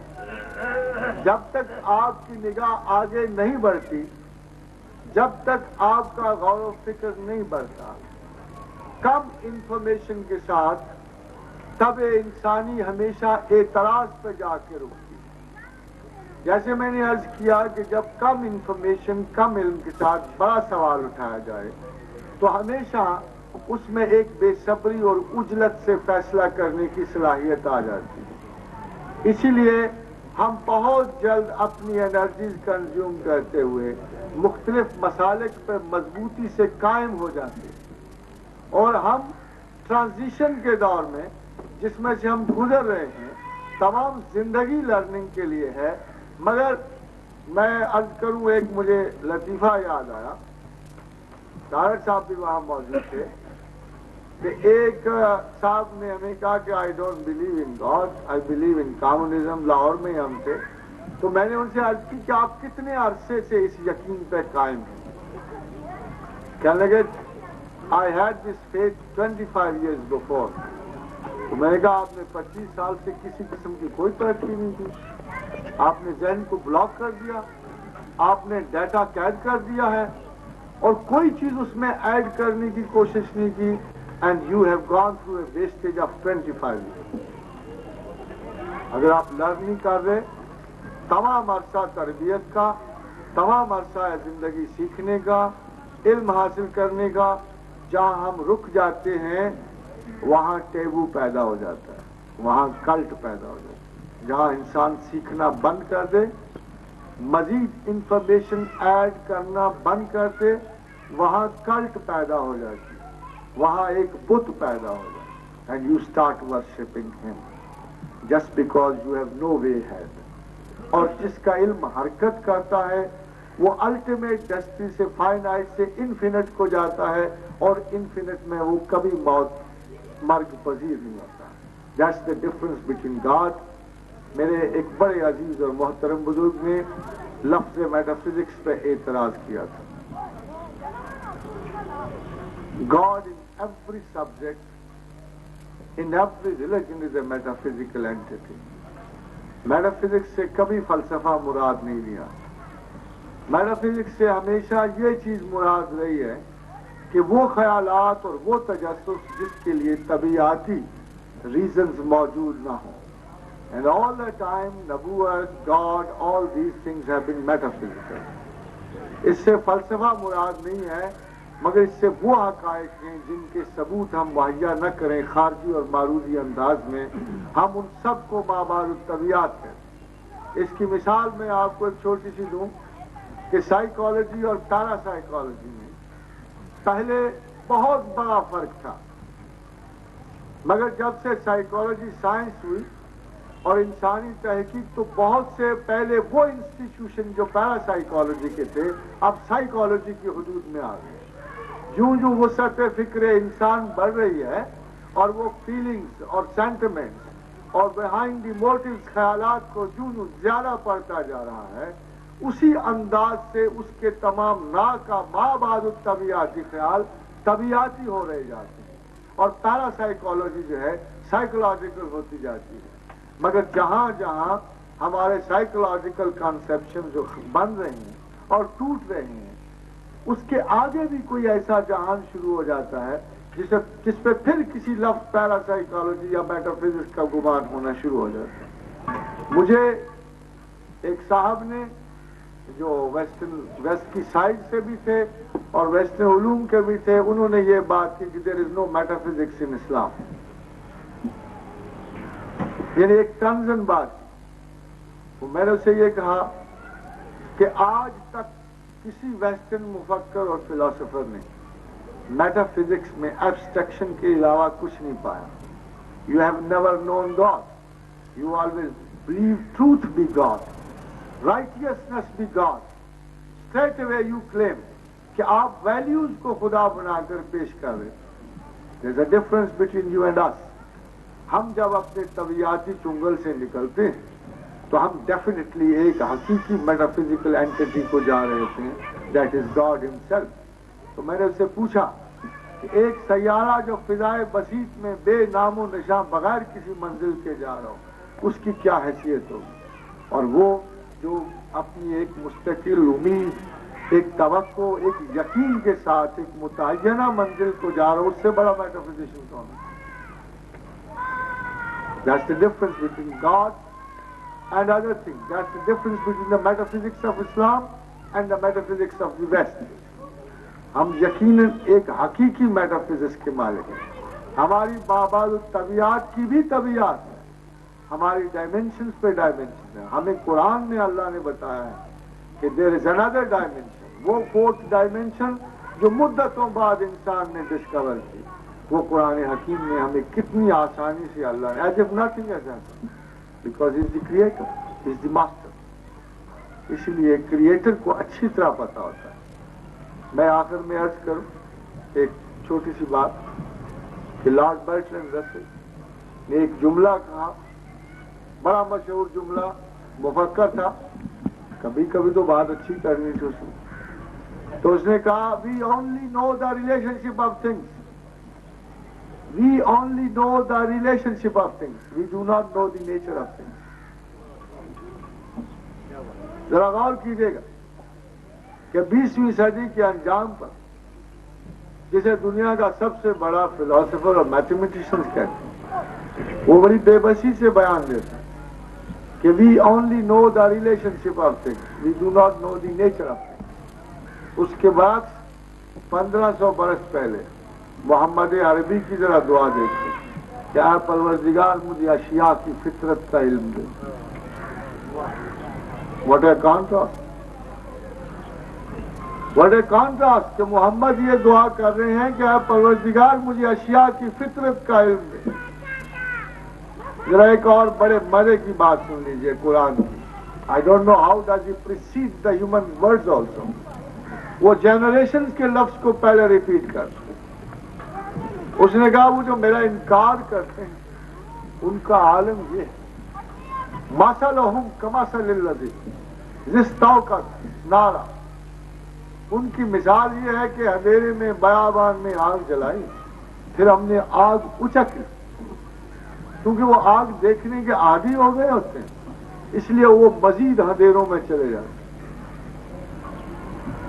اور ان کی مثال ایسے ہے جیسے طغیانیوں میں, کشتیوں میں موج در موج اندھیرے آ رہے ہیں اور تھوڑی دیر کے لیے بجلی چمکے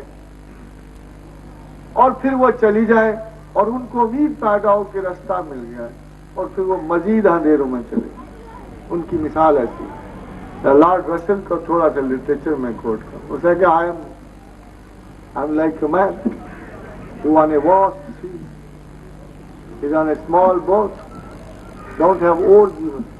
For some time the flash comes, I find my little way, then I'm lost again in a total darkness. آپ اندازہ کیجئے کہ وہ لفظ جو اللہ نے رسل کے بارے میں کہا اور وہ لفظ جو رسل نے خود کہے, کتنا ان میں فرق ہو. تو God perceives human intellect. کاش کے نہ ہوتا, I stop here, but he is there, no doubt for it. ہاں ایک بار آپ سے خدا کا نکل آنا کافی نہیں ہے, یہ علم الیقین ہے. When you have a strong argument about God, ये इल्मुल यकीन है. When you start moving on to him, और उसके मुशाहिदात आपको कंफर्म करते हैं, ये आइनुल यकीन है. जब आप उसके साथ रहना पसंद करें, ये हक़ुल यकीन. I wish you all wish the same.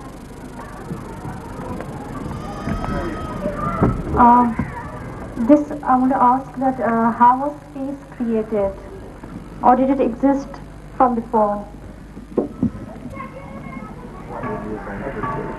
And the second question is that is religion for an individual or for the whole society?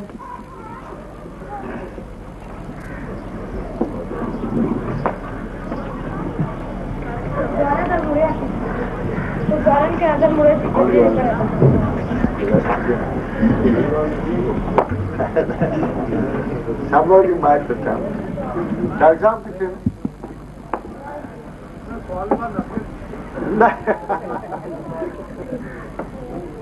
कोई साहब अटेम्प्ट करना चाहेंगे इसका जवाब? Why not Bilal, you yourself? I'll support you later. मेरे अलावा कोई और साहब? करें फिर शायद मैं मदद करूं.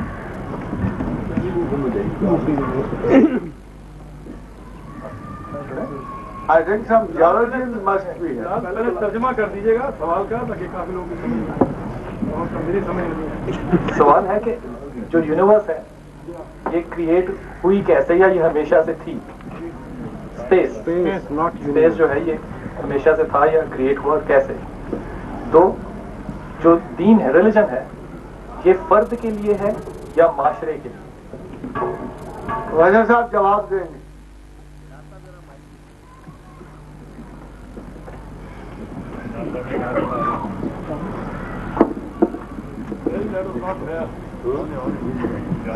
यूनिवर्स की क्रिएशन के बारे में जो मॉडर्न थ्योरी थी, मतलब आइंस्टाइन ने जो पेश की अपने दौर में, तो ये थी कि universe was created by big bang.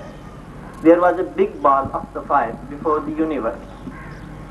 तो जो है इन 3 सेकेंड्स या इससे भी जो इन इंटरवल ऑफ 10⁻³ सेकेंड के इंटरवल में जो कुछ हुआ वी डोंट नो. उसके बाद जो इंटरवल है अप टू 10⁻³ सेकेंड, उसके बारे में हम जो है कुछ कह सकते हैं कि उस दौर में जो फिजिक्स के लॉज इस वक्त एग्जिस्ट करते हैं वो वजूद में आए. Then it started expanding and the universe is expanding. उस वक्त से लेकर अब तक यूनिवर्स जो है एक्सपेंड कर रही है. इसके बारे में मजीद थ्योरीज ये हैं कि यूनिवर्स एक्सपेंड करती रहेगी उस वक्त तक जब तक जो इसको मतलब फर्स्ट पावर मिली एक्सपेंशन की उसके तहत, और आखिर पे जो ग्रेविटेशनल पुल है उसकी वजह से यूनिवर्स जो है वापस कॉन्ट्रैक्ट करेगी, और ये प्रोबेबिलिटीज का साइकिल जो है मैनी टाइम्स जो है एग्जिस्ट करेगा. फिर फिजिक्स में एक कानून है जिसको हम कहते हैं law of the entropy. Entropy के तहत स्पेस का पूछा है, purely space, not universe. Space is only thing जिसमें कुछ चीजें पड़ी हुई हैं. जब तक चीजें ना हो उस वक्त तक स्पेस तो है ही नहीं है. स्पेस में जब तक स्टार्स हैं मतलब सन है उस वक्त स्पेस बनेगी. अगर स्टार्स और सन को हम निकाल दें तो फिर तो स्पेस रहेगी ही नहीं. I could not understand. It's a matter of Ardo Samawat. Can you please elaborate? What is space? Professor Saab, Can you please elaborate? What is space? Professor Saab technically is answering the right. Perhaps the word space, जिसको हम मकाम और जगह कहते हैं, it is confusing the issue. तो in fact अल्लाह ने इसको इस तरह एक्सप्लेन किया कि अल्लाह नूर समावात वल अर्द, और जहाँ जहाँ भी तवानाई का अंजमाद है वहाँ वैक्यूम पैदा हो जाता है, उसको हम स्पेस कहते हैं. If there is no object हो तो उसके बाद स्पेस हो ही नहीं सकती. जी नहीं, ग्लास तो है, ग्लास तो एक्सेस ऑब्जेक्ट है जी. ग्लास को निकाल दें तो फिर क्या बचेगा जी?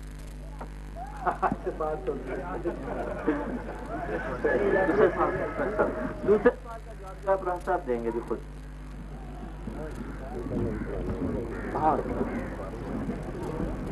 असल में ये मौजू शायद ऐसा था कि इस पे हमें बहुत सारी वजाहतें तो हासिल नहीं है, but I will give you in short.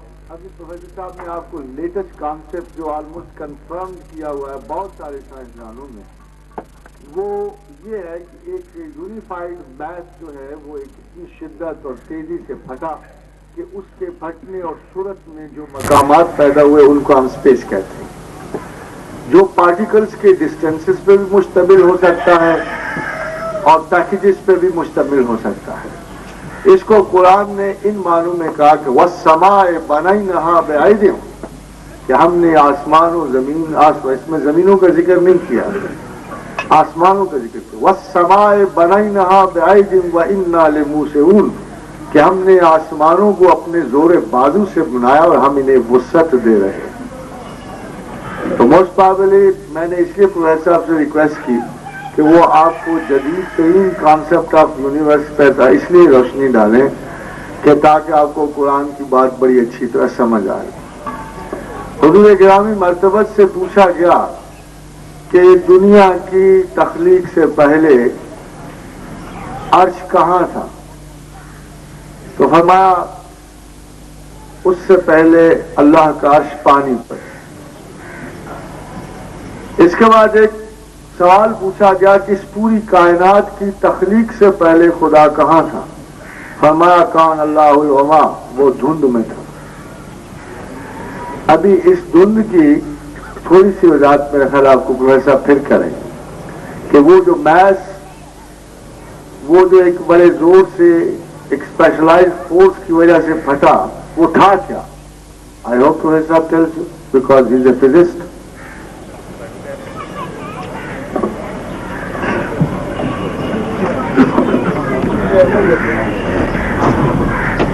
इसमें ये कहते हैं जी कि जो सबसे पहले चीज मौजूद थी that was just a fire ball, मतलब हाई कंडेंस जो है मैटर और एनर्जी की फॉर्म में एक चीज मौजूद थी। That was not atom, neither they were molecules, देवर सब जो है इससे भी छोटे पार्टिकल्स हैं जिस पे मॉलिक्यूल्स एग्जिस्ट नहीं कर सकते, एटम एग्जिस्ट नहीं कर सकते, इस तरह का एक मैटर का कॉन्स्टिट्यूएंट था। इसको क्वार्क्स कहते हैं और उस पे इलेक्ट्रॉन्स हैं और इलेक्ट्रॉन्स वगैरह डिफरेंट इस तरह की चीजें जो हैं मौजूद थी। उस वक्त एटम्स जो हैं फायरवॉल में वो भी मौजूद नहीं थे, और जितनी भी फिजिक्स है वो 10⁻³ सेकेंड जो इंटरवल है, यानी 10⁻³ सेकेंड पे 0 सेकेंड से जब हम स्टार्ट करते हैं तो 10⁻³ सेकेंड तक जो कुछ होता रहा यूनिवर्स में उसके बारे में हम कुछ भी नहीं कह सकते वो क्या था, क्योंकि जितने भी फिजिक्स के लॉज हैं वो भी 10⁻³ सेकेंड जो इंटरवल है उसके बाद उन्होंने फॉर्म होना शुरू किया। तो इस तरह से उसके बिफोर जो था, जब हमारे पास लॉज ही नहीं है, जो चीजों जिसकी बुनियाद पे हमने लॉज मालूम किए हैं वो जब मौजूद ही नहीं है, तो वी कुड नॉट से व्हाट वाज बिफोर दैट। तो फिजिक्स जो है यहाँ पे आके जो है वो मतलब छुट्टी कर जाती है। तो फिजिक्स इज लुकिंग फॉर, मतलब इसका जो है आंसर जो है फाइंड आउट करने की कोशिश कर रहे हैं फिजिशियंस जो हैं। एनी हाउ जो कुरान ये कहता है कि हमने कायनात को एक्सपेंड किया, तो कायनात जो है फिजिक्स की मोस्ट मॉडर्न जो थ्योरीज हैं, जो मतलब लाइट आ रही है डिफरेंट गैलेक्सीज से, तो उनका जब हम एनालिसिस करते हैं स्पेक्ट्रम की सूरत में, तो वी फाइंड आउट कि रेड शिफ्ट की वजह से यानी रोशनी का वेवलेंथ इंक्रीज करता है, तो वी फाइंड आउट कि यूनिवर्स जो है एक्सपेंड कर रही है। अब जब यूनिवर्स एक्सपेंड करती है तो मैं इसमें ये बताना चाह रहा था कि ग्रेविटेशनल पुल जिसकी वजह से हम जमीन के साथ बंधे हुए हैं वो स्टिल जो है उस पर फोर्स लगा रही। साइंटिस्ट ये कहते हैं कि एक वक्त आएगा कि जो ग्रेविटेशनल पुल है, जो अर्थ की यानी यूनिवर्स की जो एक्सपेंशन हो रही है उस पर हावी हो जाएगी और फिर दोबारा उस ग्रेविटेशनल पुल के तहत जो है दोबारा सारी कायनात जो है कांटेक्ट करना शुरू करेगी, और यही जो है मतलब कुरान भी कहता है। इसके बाद इसमें हम देखते हैं कि जो जस्ट थ्योरीज हैं, मतलब उनकी कोई हम एविडेंस जो है वो स्पोर्ट में उसमें पेश नहीं कर सकते। वो ये कहती हैं कि वो जो है वापस जो है दोबारा फायरबॉल बन जाएगी और फायरबॉल जो है फिर एक्सपेंड करेगी। अब एक लॉ ऑफ एंट्रोपी है, एंट्रोपी का लॉ ये कहता है जी कि तमाम इश्या की डिसऑर्डर इंक्रीज करती है। जैसा कि अल्लाह ताला कुरान पाक में कहते हैं कि हमने इंसान को बेहतरीन सूरत पे पैदा किया और फिर वो बद से बदतर की तरफ लौट किया। तो ये है कि जो भी कायनात में چیزیں جو ہے ڈس آرڈر کی طرف، ڈس آرڈر جو ہے انکریز کر رہا ہے of every system. If we look an human being تو اس کا بھی سسٹم جو ہے ڈس آرڈر کا شکار ہوتا ہے. تو فزکس کا یہ لا جو ہے لا آف اینٹروپی کہلاتا ہے. یہ کہتا ہے کہ اینٹروپی کی وجہ سے سائیکل جو ہے مطلب یونیورس کی دوبارہ فارمیشن کا، فائر بال بننے کا، یہ ایکسپینڈ ہوتا رہے گا اور آخر ایک وقت آئے گا کہ اس میں فردر ایکسپینشن نہیں ہو جائے گی، اس کا پیریڈ انفینٹ ہو جائے گا. فار انفینٹ ٹائم جو ہے پھر وہ ایگزسٹ کرتی رہے گی. اور یہی قرآن میں ہمیں کہتے ہیں کہ اس میں جنت بھی ہوگی اور دوزخ بھی ہوگی and that will remain for the ever. ویسے بھی خاتون محترم بہت سارے لفظ جو ہیں وہ تھیسس نہیں بنتے. ہم جن لفظوں کو استعمال کرتے ہیں اس کا سارا ترین جواب یہ ہے کہ جب ایکسپینشن شروع ہوئی تو اس ایکسپینشن کے ساتھ جتنا جتنا ایریا اس نے متعین کیا وہی اسپیس ہے. دوسرا سوال تھا کہ جو ریلیجن ہے is this for an individual اور is this for the society? Certainly for the both. Professor صاحب، قرآن پاک میں ہے کہ انسانی زندگی اور موت کا فیصلہ متعین کر دیا گیا. اسی طرح اولاد کے متعلق، اسی طرح عزت اور ذلت کے متعلق، اسی طرح انسانی رزق کے متعلق. کیا انسانی رزق کی مقدار، معیار اور عرصہ متعین کر دیا گیا ہے؟ اور اس کے لیے صنف کا تعین اور کوشش کے مدارج کا کہاں تک حکم ہے؟ پروردگار نے ارشاد فرمایا کہ وما من دابۃ فی الارض الا علی اللہ رزقها ویعلم مستودعها ومستقرها. میں ذرا آپ کو اس کی ذرا مختلف سے ایک مثال دے دوں کہ فرض کیجئے ہم کسی اپنے عزیز اور ان پروٹیکٹڈ سیلف کو کہیں دور بھیجنا چاہتے ہیں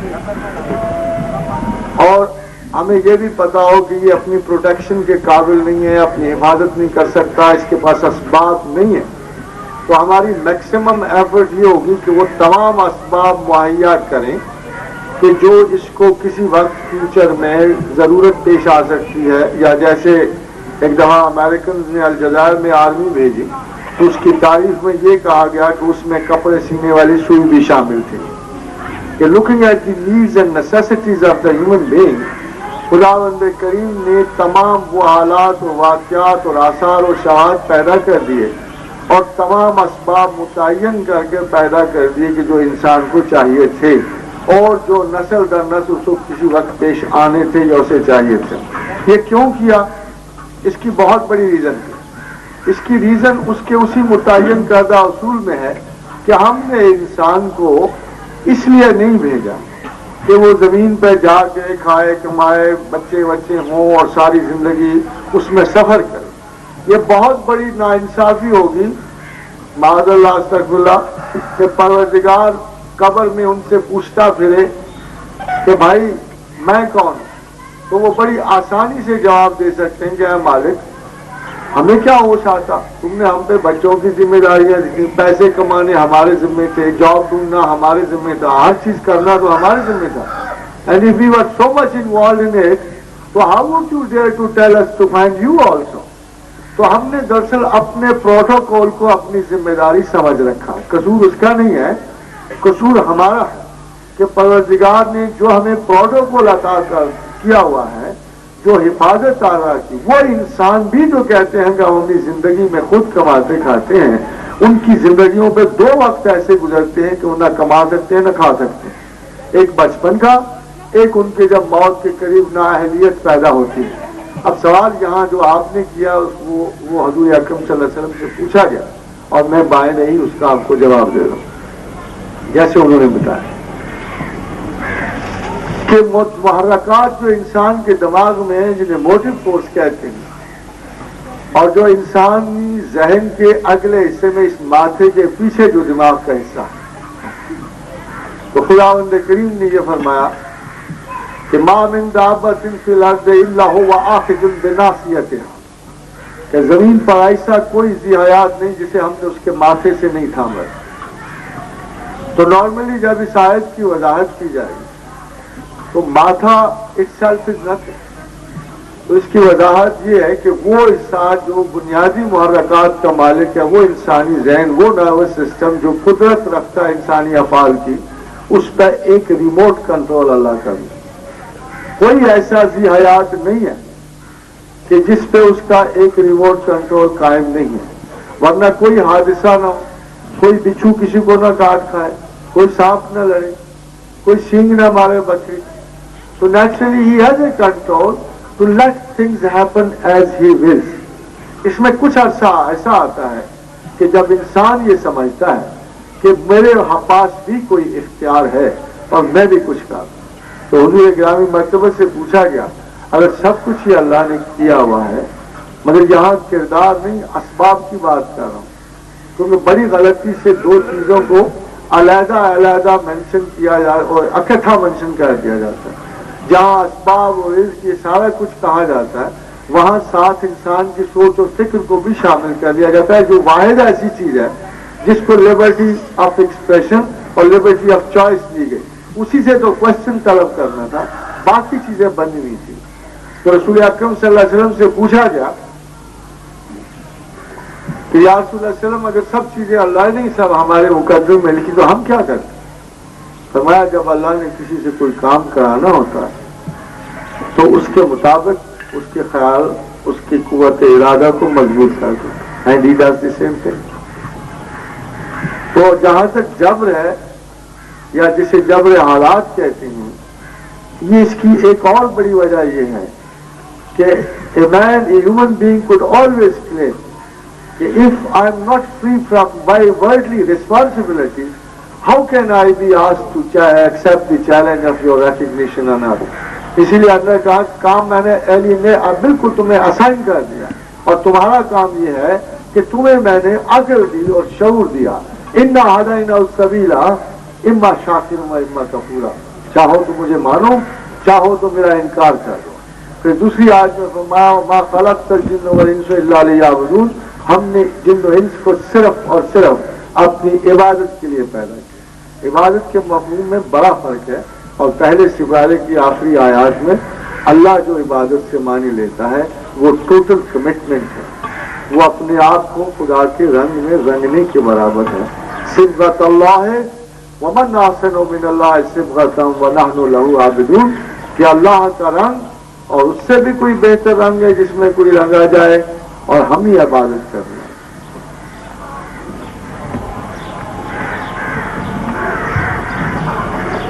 اس بات پہ کسی کی انکوائری؟ پروفیسر صاحب میں جواب دیتا ہوں.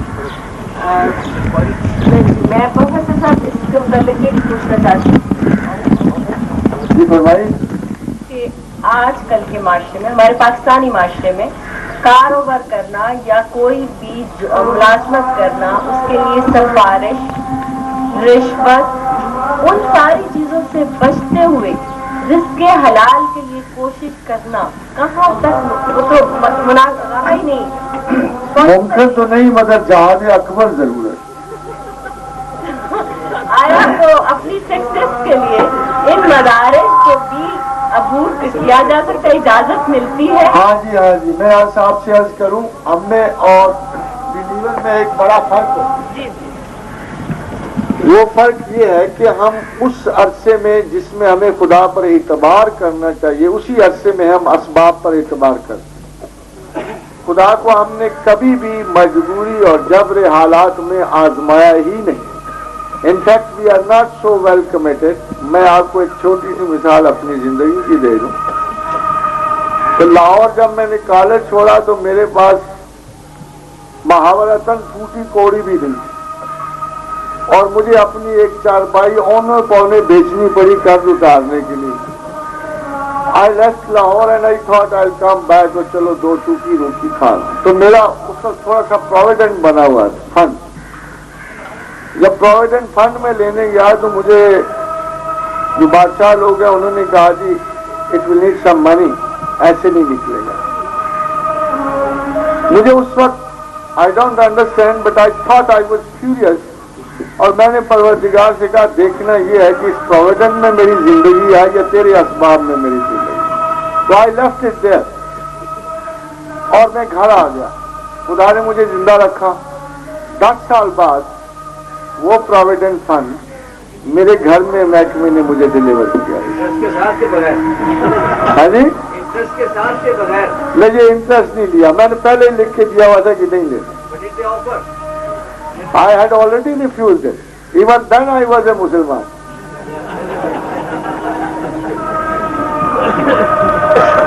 تھوڑا سا ٹلٹ کر جائیں. We tell our God we believe you are not in these things.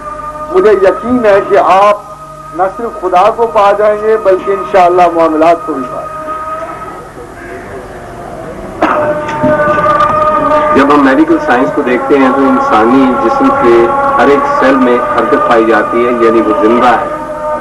اس کے برعکس خدا یہ کہتا ہے کہ میں نے آدم میں اپنی روح پھونکی، اور حدیث میں بھی آیا ہے کہ خدا بچے میں چند دنوں کے بعد روح پھونکتا ہے، حالانکہ بچہ تو پہلے دن سے زندہ ہوتا ہے. بتایا جائے کہ خدا نے چند دنوں کے بعد کیا پھونکا، حالانکہ بچہ زندہ تو پہلے دن سے ہی ہے.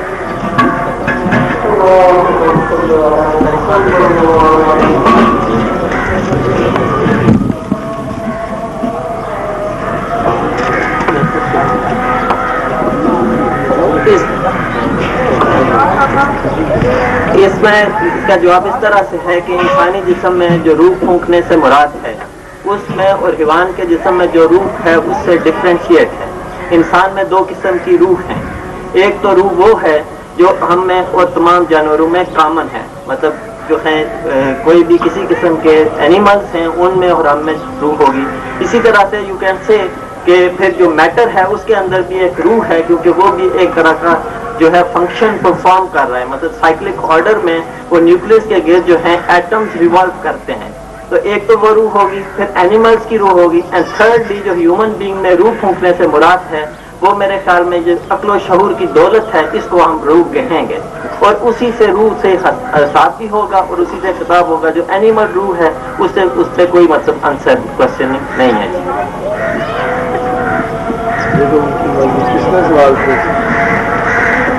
سوال کس کا تھا؟ کیا وہ مطمئن ہوئے یا سمجھ آیا انہیں؟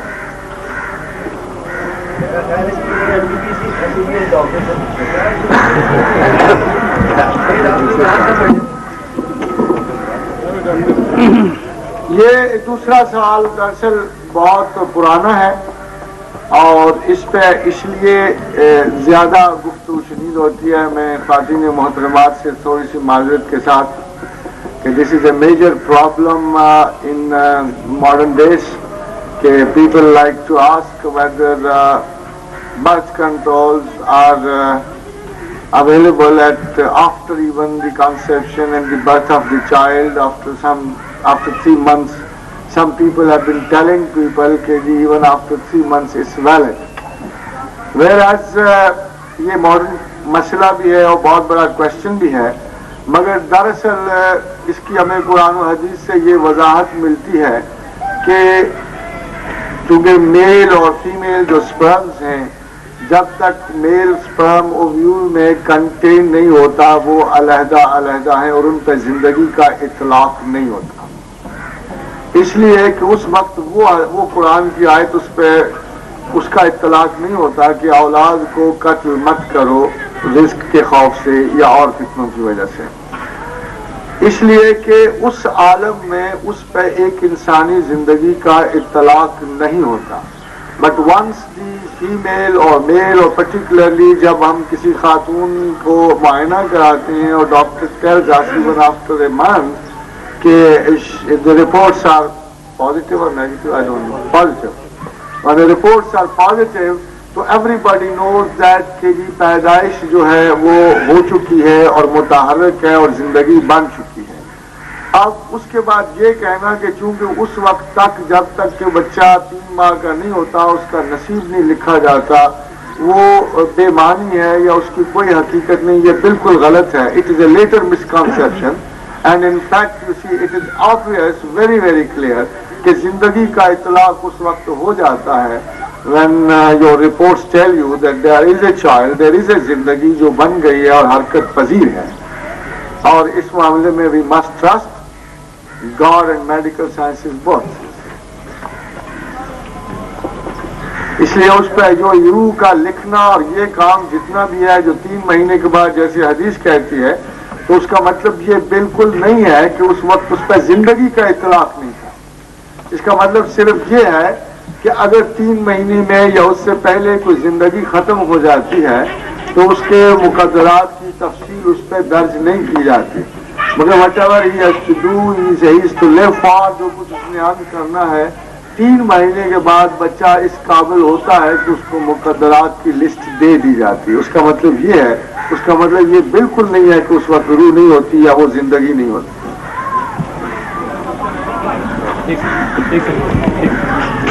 अस्सलाम वालेकुम everyone, I am Tahir Niyaz, bachelors in medicine.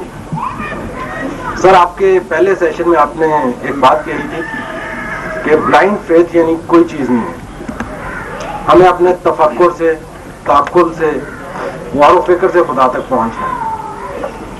तो सर, अगर मैं प्योर यानी पाकिस्तानी माशरती हवाले से बात करूं तो 65% लोग तो वो हैं जो अलिफ बे भी लिखना नहीं जानते। तो आपके एड्रेसेस में वो शामिल हैं और उनका आप शौक कितना रिवाइव कर सकते हैं? जी हाँ, मैं आपके सवाल का ये जवाब दे रहा हूँ कि ये जरूरी नहीं है कि अक्ल व शऊर जो है वो पढ़ने लिखने से मुरतब हो। ये तो जरूर है कि पढ़ना लिखना और अहलियत का गेन करना अक्ल व शऊर की वजह से है, मगर अगर ये चीजें ना भी हों तो भी एक इंसानी अक्ल व शऊर की बलूगत, उसका महल फिक्र उसमें मौजूद है। अब मैं आपसे अर्ज करूं कि ये बात मैं अपनी तरफ से नहीं कहता, ये मेरा अपना नजरिया नहीं है कि blind faith is a bad thing.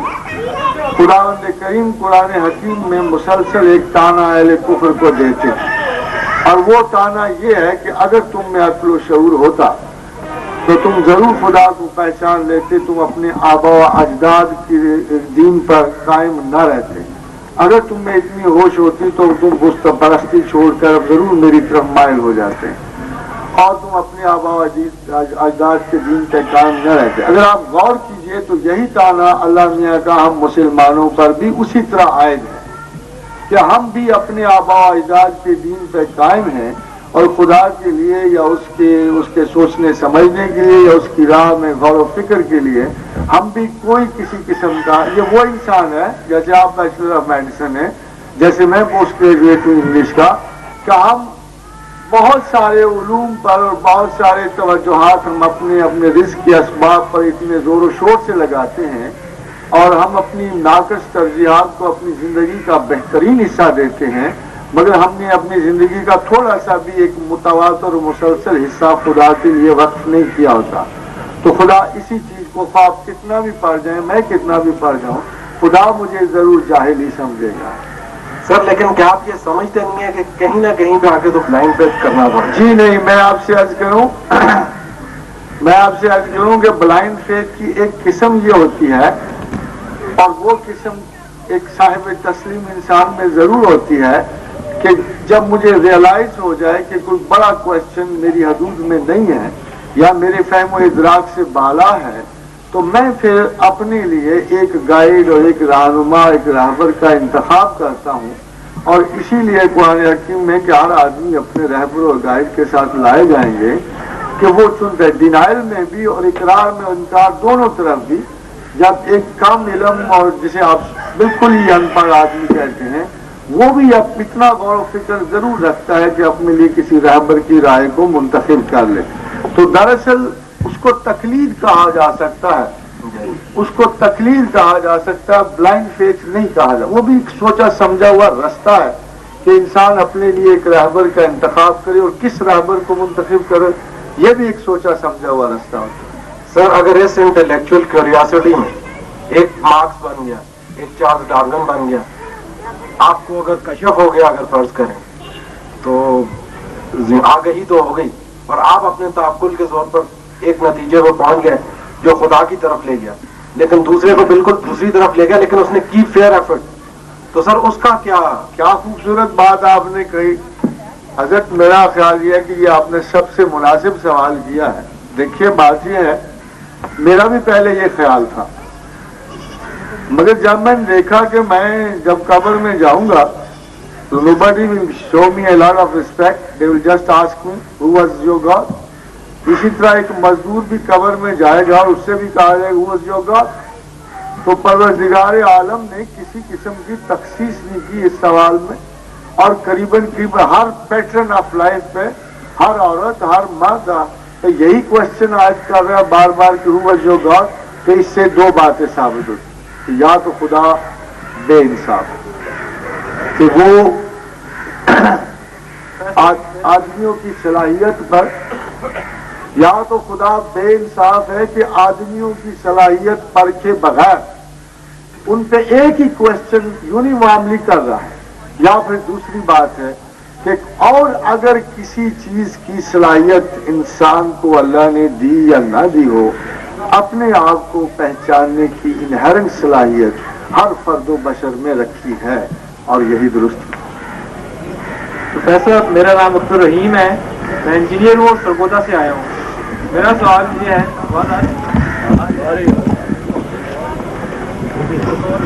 میرا کوشچن یہ ہے کہ موت کا وقت جو ہے وہ مقرر ہے، لیکن جدید سائنسی تحقیقات کی روشنی میں ڈیتھ ریٹ جو ہے اس کو دن بدن کم کیا جا رہا ہے، تو اس سلسلے میں آپ کیا فرمائیں؟ یہ بالکل کام کیا جا رہا ہے، مگر موت کا وقت ضرور مقرر ہے، مگر موت کا وقت جو مقرر ہے اس کی پاسبلٹی تو 1000 سال تک بھی ہے۔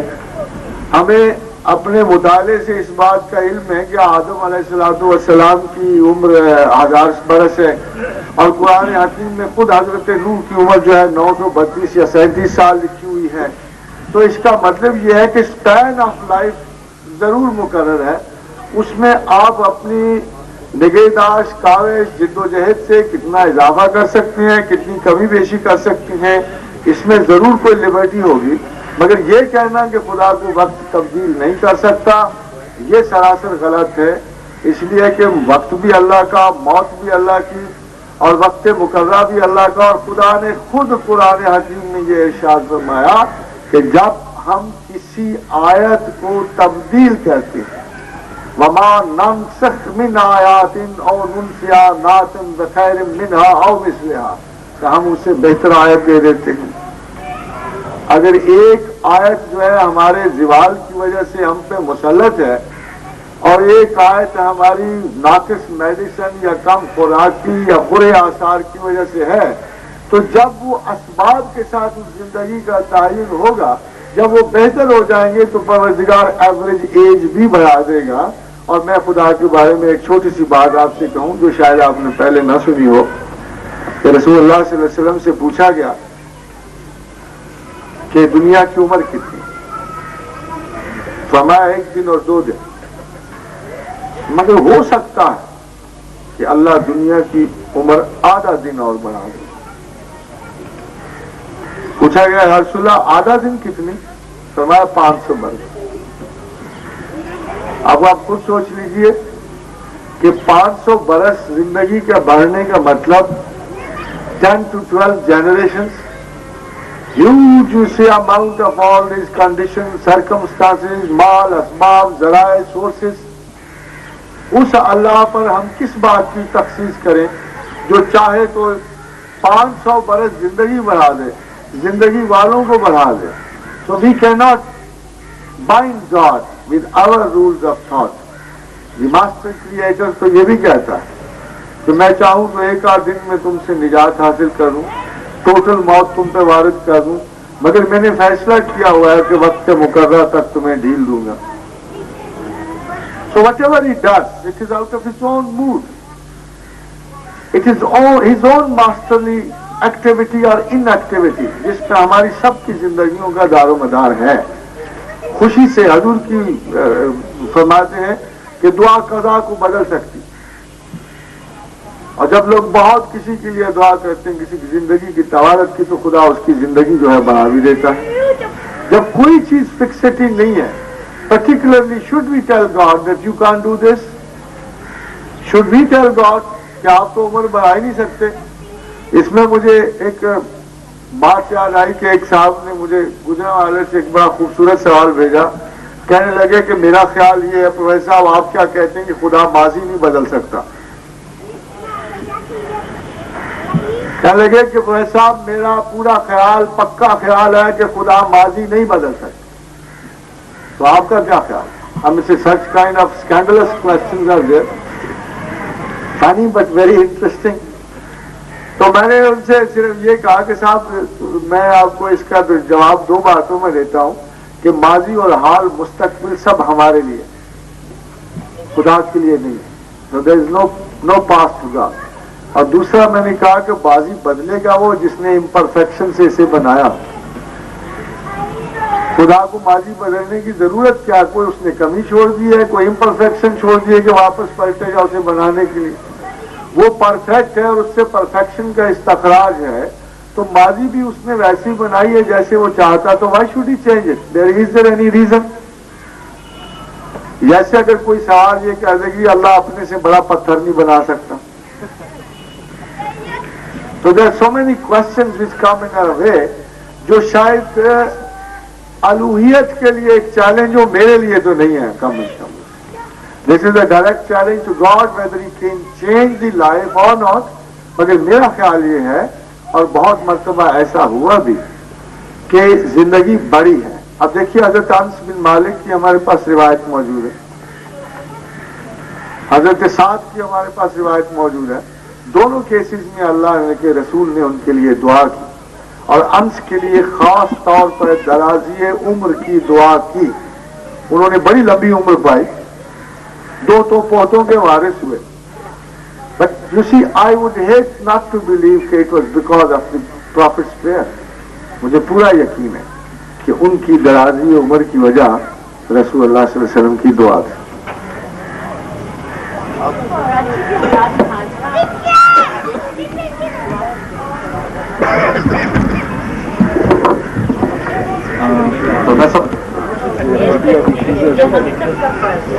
تو میرا سوال آپ کے مقالے کا عنوان تھا اللہ از ٹاپ پرائرٹی. تو اسی ریفرنس سے سوال ہے کہ جو ہمارے معاشرے کے عام لوگ ہیں, ان پڑھ بھی ہیں اور مجبور بھی ہیں,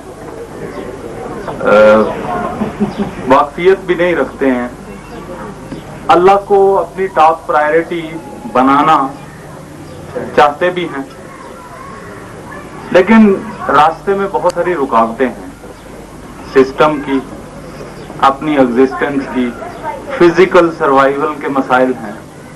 اور سسٹم بھی وہ ہے راستے میں کہ ایک تو سب سے پہلا مسئلہ ان کے لیے یہ ہے کہ علم نہیں ہے ان کے پاس, اور اس کے اوپر اس بے علمی پہ قائم رکھنے والا ایک پورا سسٹم جس کے جو تانتے ہیں وہ ورلڈ بینک سے اور IMF سے نہ جانے کہاں کہاں بندھے ہوئے ہیں. تو وہ اتنے پردوں سے نکل کے تو پھر اللہ کو ٹاپ پرائرٹی بنائیں, ان کے لیے کوئی راستہ تجویز کریں کہ جس سے کوئی سہولت پیدا ہو. بہادر صاحب, آپ کے اس فکرے سے بہت مجھے مزہ آیا. ایک تو ویسے لا علم ہے, اور اس لا علمی پہ ہمیں مصر رکھنے والا ایک معاشرتی نظام ہے جو ہمیں اس میں متعین رکھتا ہے. بات یہ ہے کہ خداوند کریم نے قرآن حکیم میں یہ ارشاد فرمایا ہوا ہے کہ جب ہم کسی قوم کو ذلیل و رسوا و خوار کرنا چاہتے ہیں تو اس کی عمرا کو بدفعلی اور بدکاری سے مائل کر دیتے ہیں. And the other way is also correct. تو میرا خیال یہ ہے کہ اوور دا ٹائم, یہ میرا پرسنل امپریشن ہے, ایکڈیمک امپریشن ہے, کہ over the time what I've seen in this social setup, that a very strong desire for God, for truth, for knowledgeability is being born. اور آپ حیران نہیں ہیں, ہم اتنے سارے لوگ جو ہیں تو گئے دن کے تنہا تھا میں انجمن میں, یہاں اب میرے رازداں اور بھی.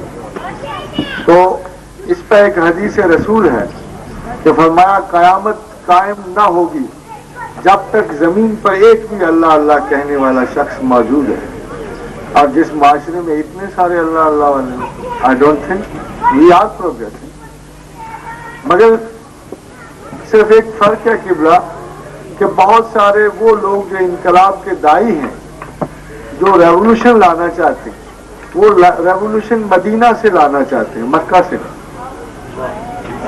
وہ یہ چاہتے ہیں کہ ہم فوری طور پر فتوحات کے زمانے میں داخل ہو جائیں, بغیر اپنی تربیت کیے, بغیر جانے بوجھے, بغیر جانچ پرکھ کیے, بغیر ذات کی اصلاح کیے, just to comment on, to criticize others.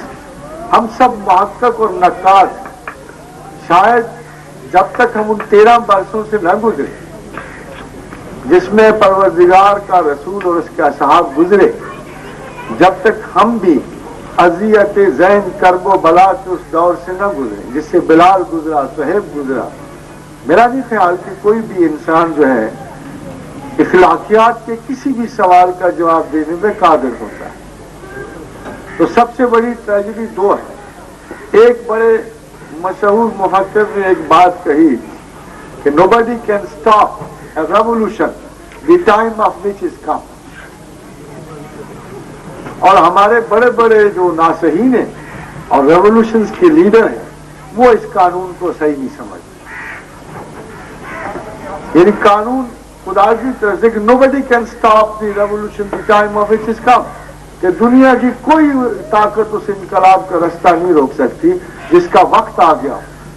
मगर हम लोग चाहते हैं कि वक्त आए ना आए हम जरूर इनकलाब लाएं। नतीजा आपके सामने है। Every religious organization has miserably failed. The reason that they are forcing their will on God. They are running on to a result which is not there. The time is not there. God's will is not there. कोई भी इतनी कोशिश नहीं करता कि पहले थोड़ा सा इतना इंतजार कर ले कि अपने खुदा की मर्जी क्या है, वो मुझे चाहता भी है कि नहीं। Am I the kind of a one someone who is going to lead somebody? Am I the one, the chosen one? मगर हर आदमी चूंकि ये हमारे शरीर है तो हमारी जमीन में शिज़ोफ्रेनिया बड़ी तेजी से पैदा होता है और बड़ी जल्दी रुखसत हो जाती है। तो almost any leader who comes up is intoxicated by the idea of power and revolution, वो मजहबी हो या गैर मजहबी हो। तो आपने देखा होगा कि इन 40-50 वर्षों में बहुत सारे आफ्ताब आए उतरे जल के रुखसत हो गए and the revolution is not there. But you see the revolution की बुनियाद उस वक्त पड़ती है जब एनार्की ऑफ थॉट में इंसानी शऊर जो है किसी असूल की तलब करे।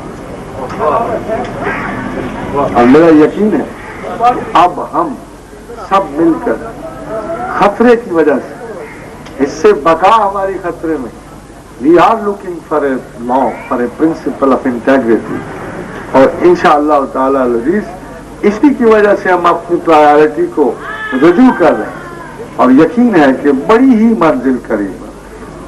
वमा अलैना इल्लल बलाग, अल्लाह बेहतर जानने वाला। तख्लीक के एतबार से अल्लाह की जितनी भी मखलूकात हैं उनमें से जुदा है।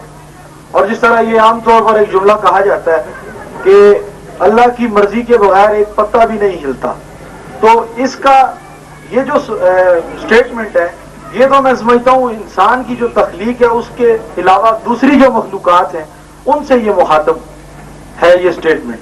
तो जब अल्लामा इकबाल ने भी कहा है कि सबक मिला है ये महराज मुस्तफ़ा से मुझे कि आलम बशरियत की जद में है गर्दू, जब इंसान की रेंज इतनी बनती है और वो अपनी तख्लीक के एतबार से जदोजहद करना, कोशिश करना, स्ट्रगल करना उसका बुनियादी हक बनता है अपनी तख्लीक के एतबार से, जिस तरह वो दूसरी मखलूकात से जुदा है। तो इस एतबार से आपके उस जवाब में हम कहाँ सेट होते हैं? इसी से एक मिलता सवाल मैं आगे और ऐड कर दूं।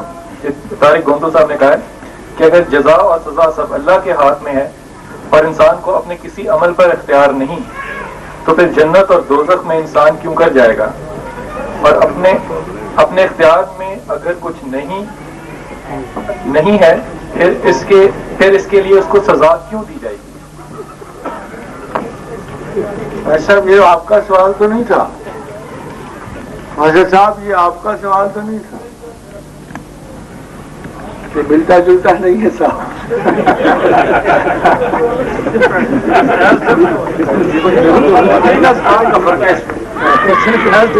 ये जबरदस्ती कर रहे हैं मेरे सवाल के साथ। तो ऐसा मैं ये जब बात कर रहा था कि तो आपको थोड़ा सा डिफ्रेंशिएशन में आपको बता दूं कि मैं खुदा के हुकूक पर गुफ्तगू कर रहा था, मैं अपने हुकूक पर गुफ्तगू नहीं कर रहा था। जब लोग ये कहेंगे कि जी खुदा को ये इख्तियार हासिल है कि नहीं है, یا خدا وقت مقررہ تک ہی ہر چیز کو لے کے جاتا ہے، مگر کیا وہ اس وقت مقررہ میں تبدیلی کر سکتا ہے یا نہیں؟ تو میں دراصل اس نقطۂ نظر سے کہ ہم خدا کو اپنے کسی فیصلے اور خیال کی مکمل پابندی میں نہیں لا سکتے، مگر قرآن حکیم میں دو چار باتیں، جب کسی بڑے کوشچن سے واسطہ پڑتا ہے تو ہمارے اندر ایک شیزوفرینک بلٹ پیدا ہوتا ہے، ہم ضدی ہیں، we want to solve that bigger question at any cost, مگر ہمارے پاس اس کی انفارمیشن اور اس کا ڈیٹا نہیں ہوتا، جس کا نتیجہ یہ ہے کہ ایک چھوٹا سا جب بڑی بات اور بڑے خیالات کو ہاتھ ڈالتا ہے تو ہمارا پرابلم جو ہے یہ نیچرل صحت سے نکل کر کیا یہ نہیں ہو سکتا کہ جب ہمارے تجسس کا اور ہمارے شوق کا مدعا اگر خدا ہو تو کیا ہم تھوڑا سا انتظار کر کے مزید غور و فکر و مطالعے کے ساتھ میں نے اپنی زندگی میں ڈاکٹر صاحب پورے 30 سال جو ہیں انتظار میں گزارے.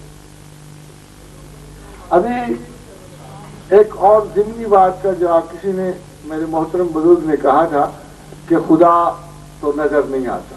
میں کہتا ہوں ہوا بھی نظر نہیں آتی، کیا وہ فیل نہیں ہوتی؟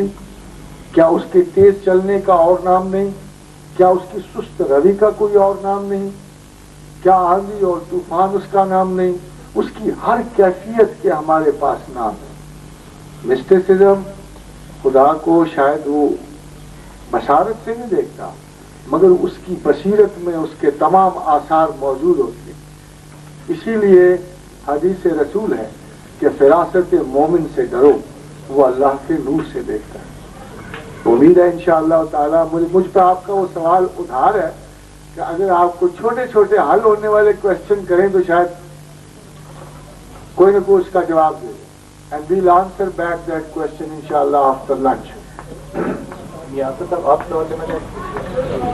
میرا نام اشفاق ہے، میں راولپنڈی سے آیا ہوں. اتنا علم تو نہیں رکھتا، بہرحال کوئی صاحب اس کا جواب دینا چاہیں مجھے خوشی ہوگی. میں پوچھنا یہ چاہوں گا کہ اسلام اور الف لام میم میں کیا جوائنٹ چیز ہے، برابر کچھ چیز اس میں نکلتی ہے ایسی کوئی بات؟ اسلام ہے کیا، اس کی وضاحت چاہوں گا میں. نمبر 2 کہ ہم کلام ہونا، میرے ذہن کے مطابق جو میں سمجھتا ہوں ہم کلام ہونا بات کرنے سے، تو میں یہ چاہوں گا پوچھنا کہ حضرت موسیٰ علیہ السلام جب ہم کلام ہوتے تھے اللہ تعالیٰ سے، تو کیا اللہ تعالیٰ کو کوئی اسٹرکچر ہے؟ اس کو کیا شیپ دیں گے آپ؟ کوئی صاحب اس بارے میں اپنی رائے دینا چاہتے ہیں؟ اسلام کیا ہے؟ بڑا بنیادی سوال ہے یار یہ.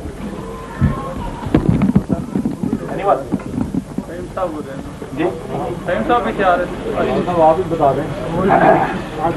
کوئی صاحب آپ اسلام کا جو بھی مائنڈ ہے سبمیشن ہے. اسلام سے یہ سبمیشن ہمارے اسلام ہے total submission to almighty Allah, that is Islam. پوری طرح اللہ کے سامنے سر رگو ہو جائے، انسان جھک جائے، سبمٹ کر لے. اور باقی رہی مسئلہ جو الف اور لام اور میم تو اس کے بے شمار لوگ دیکھیں اصطلاحات میں آپ کو ٹرمنالوجی میں جانے کی ضرورت نہیں ہے، نہ یہاں وقت ہے بیان کرنے کا. مومن سے مراد یہ ہے کہ وہ انسان جس نے آپ نے آپ کو پوری طرح اللہ کے سامنے سرنگو کر دیا، سرنڈر کر دیا، اور اس کا نام اسلام ہے. اور یہی پسندیدہ اللہ تعالیٰ کی طرف سے دین ہے.